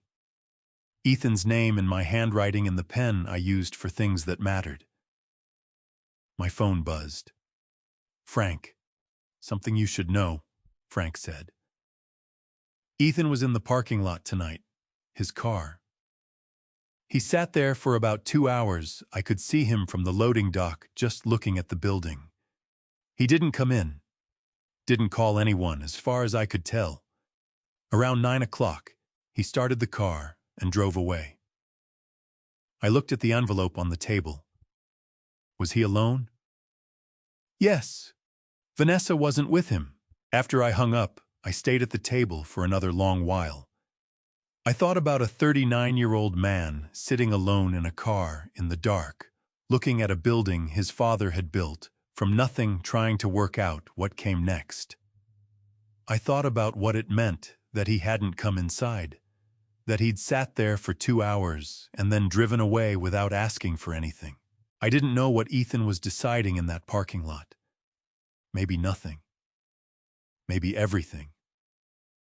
That was the part of fatherhood nobody warned you about, not the early years of scraped knees and school performances and teaching someone to drive, but the late years when the person you'd raised was capable of the worst and the best in equal measure, and all you could do was witness which one they chose. I picked up the envelope. I put it in my jacket pocket. I would carry it to the meeting in the morning because the story wasn't finished yet, and some things needed to be present, even if they were never opened. The hearing was in 3 days. The meeting was tomorrow. I turned off the kitchen light and went to bed, and for the first time in 7 weeks, I slept until the alarm.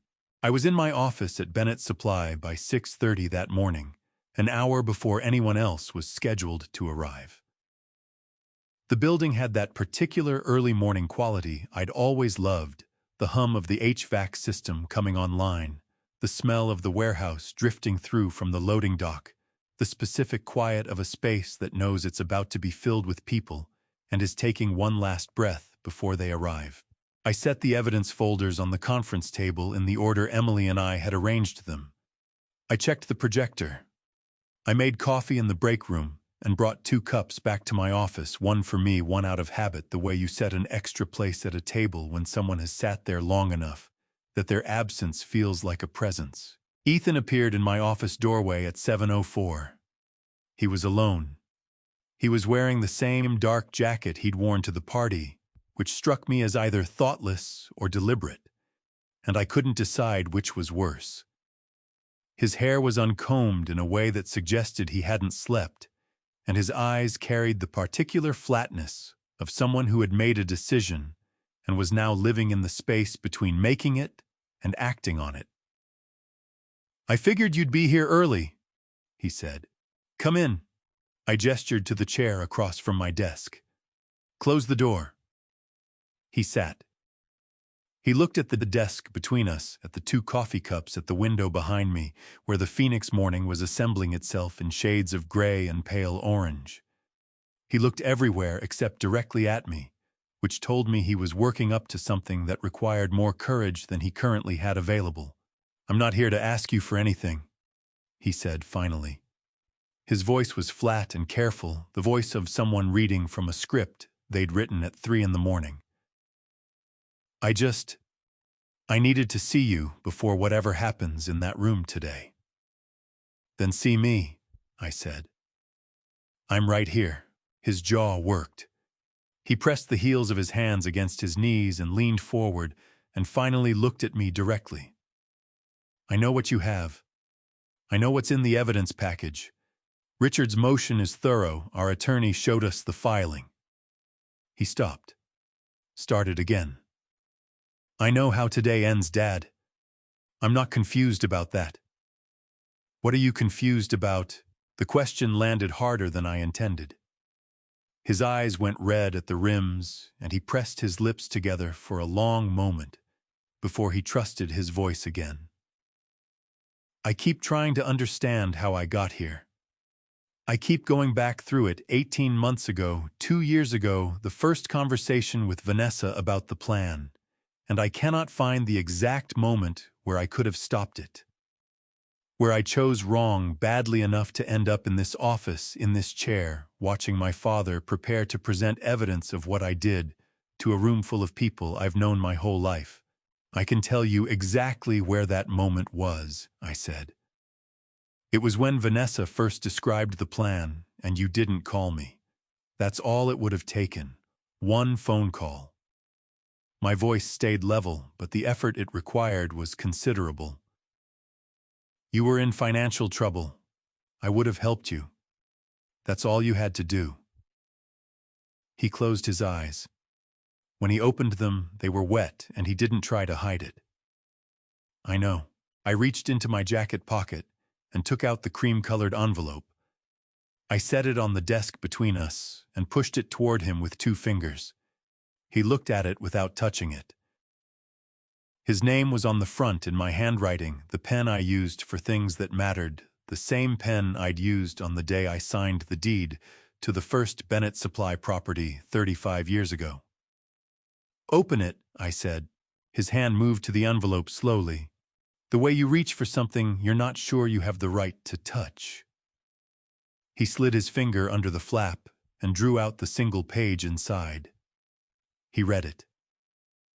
I watched his face, read it, watched the words arrive in his eyes, one line at a time, watched his expression move through confusion and then recognition, and then something that had no clean name, something that lived in the space between grief and devastation. He read it again. Then he set it on the desk and pressed both hands flat on top of it, as though he needed to keep it from moving. "This is dated the night of the party," he said. His voice had been reduced to something very small. "I had it in my jacket pocket when I walked through your front door," I said. "I was going to announce it at the party, in front of everyone, in front of your colleagues and your clients and your employees. I wanted it to be a moment you'd remember for the rest of your life." I let that settle. It would have been. The sound that came out of Ethan then was not quite a word, and not quite a sob, something in between, something that had been compressed for a very long time and had finally run out of space to stay compressed. He pressed the back of his hand against his mouth hard, the way I'd pressed mine against the kitchen table 7 weeks ago, when I'd found the empty velvet tray in my nightstand drawer. Dad. The word came out broken in 3 places. You didn't need to take anything from me, I said. I was standing at your front door ready to give you everything. You just had to let me. I stood up and picked up the envelope from under his hands. But you made different choices, and now we both live with them. I folded the envelope and put it back in my jacket pocket. Ethan stayed in the chair, both hands on his knees, head bowed, shoulders moving with the effort of breathing through something that had no easy passage. The meeting starts in 45 minutes, I said. You can stay or you can go. That's your choice to make. I picked up my coffee and walked out of my own office, leaving my son alone with what he'd thrown away before he ever knew he had it. The conference room was full by 5 minutes to 8. 117 people, warehouse staff in steel-toed boots. Office employees, Frank's loading dock crew, standing along the back wall because every chair was taken. Richard Cole stood in the far corner with his briefcase. Emily sat front row with her laptop. Margaret Lewis was beside her folder on her knees, composed and ready. Ethan was in the back left corner. He'd stayed. I walked to the front and faced the people who had built this company alongside me for decades. My throat was clear. My hands were steady. I'm going to show you something first, I said. And then I'm going to show you what it actually is.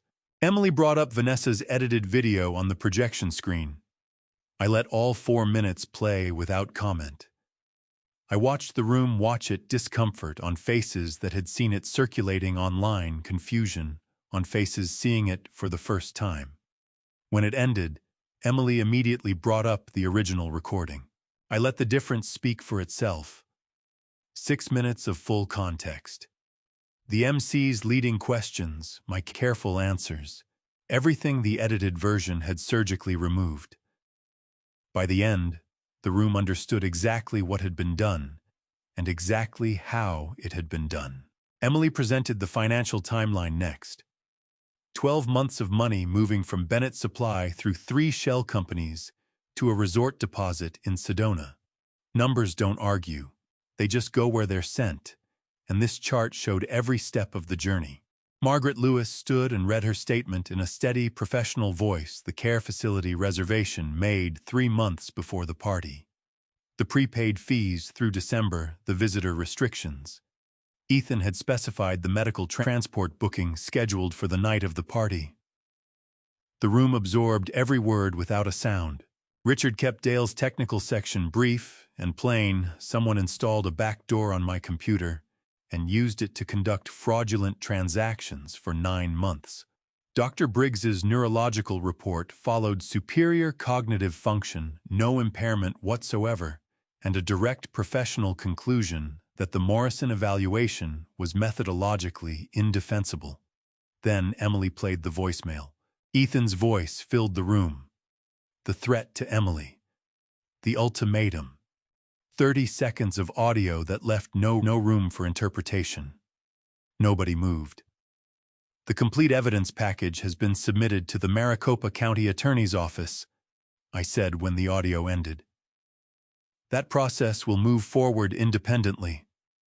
What happens in this room today is about this company and the people in it. I looked at Frank. His jaw was set hard, his eyes fixed on me. Frank Dawson has been with Bennett Supply for 22 years. For 8 months, he stayed late, documented what he saw, and protected this business when he had every reason to walk away.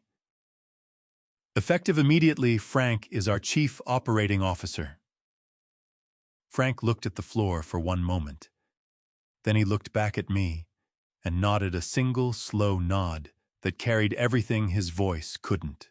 Emily Parker was wrongfully terminated after refusing to falsify financial records.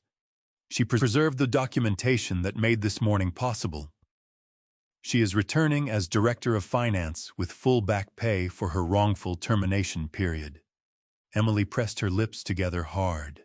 Her eyes went bright at the corners, and she blinked twice fast, and then she was steady again, the steadiness of someone who had waited 14 weeks for something and was finally holding it in her hands. The equity stake I had reserved for a family successor will become a long-term profit-sharing fund distributed annually to every employee who has been with this company 5 years or more. You kept this place running. You deserve to own a piece of what you built. The applause that followed wasn't loud. It was genuine, the sound a room makes when people feel seen after a long time of feeling uncertain. Afterward, when the room was emptying, and Frank was surrounded by handshakes, and Emily was closing her laptop with careful, deliberate movements, Ethan appeared at my side. I turned to face him. "I'm still your son," he said. His voice was stripped of everything except the bare fact of it. "That doesn't just go away." "No," I said. "It doesn't." I reached into my jacket and took out the cream-colored envelope. I tore it cleanly in half and set both pieces on the table between us. Ethan stared at the two pieces. He didn't reach for them. "That letter had your name on it for 2 years," I said. 2 years I kept it in my desk drawer, waiting until I was certain you were ready. I was certain. I let that land. You didn't have to take anything from me, Ethan. I was already in the process of giving it all to you. He said nothing. There was nothing left to say that the torn paper didn't already say better. Ethan's chest moved in a long, unsteady breath. His eyes were red, and he didn't try to hide it. "What do I do now?" he asked. "You have 2 options," I said. "You start at the bottom entry level, same wages as anyone else, no special treatment because of your last name. You pay your own debts. You earn back what you threw away one day at a time. Or you walk out that door, and we don't have this conversation again." I let it sit between us. "Your choice. Take the time you need." He looked at the torn envelope on the table. Then he looked at me. Really looked the way someone looks when they've stopped performing and started seeing. "I'll think about it," he said. "That's the most honest thing you've said to me in 18 months, I said quietly. "That's a start." I left him standing there and walked through the warehouse past the inventory shelves, out the side door into the November Phoenix morning. The air was cool and dry. The desert light was coming up gold over the roofline. I stood in the parking lot with my hands in my pockets and looked at what 35 years of honest work looked like from the outside. Not triumph, not relief. Something quieter, the particular piece of a man who had protected what he built, drawn his boundaries clearly, and was standing in the morning air of a life that still belonged entirely to him. Whatever Ethan decided, he would decide as his own man. That was the most I could offer him now, and standing there in the early light, I understood that it was enough. I've spent 35 years building something I believed in, and in the end, the thing that almost destroyed it wasn't a bad market or a failed contract. It was trust given to the wrong people I loved. If there's one thing I want you to take from this family story, it's this: love your children, but never let love become blindness. I almost lost everything because I saw what I wanted to see instead of what was actually there. God has a way of putting the right people in your path at the right moment.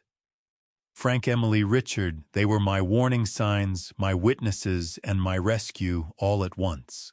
My personal opinion: no amount of inheritance is worth the destruction of your own character. Ethan had everything within reach. He chose the shortcut. And shortcuts in family story always cost more than the distance they save. If you're a parent watching this, don't be like me. Document, pay attention, and never confuse loyalty with silence. These are the grandpa stories nobody warns you about. The quiet betrayals that happen at dinner tables, not battlefields. If this grandpa story moved, you share it with someone who needs to hear it. Leave a comment telling me, would you have forgiven your child? Subscribe to Dad's Revenge Stories so you never miss the next chapter. Thank you so much for staying until the very end. It means more than you know. The following stories contain some fictional elements, crafted purely for reflection and life lessons. If that's not for you, no hard feelings. Step away and find what speaks to your heart instead.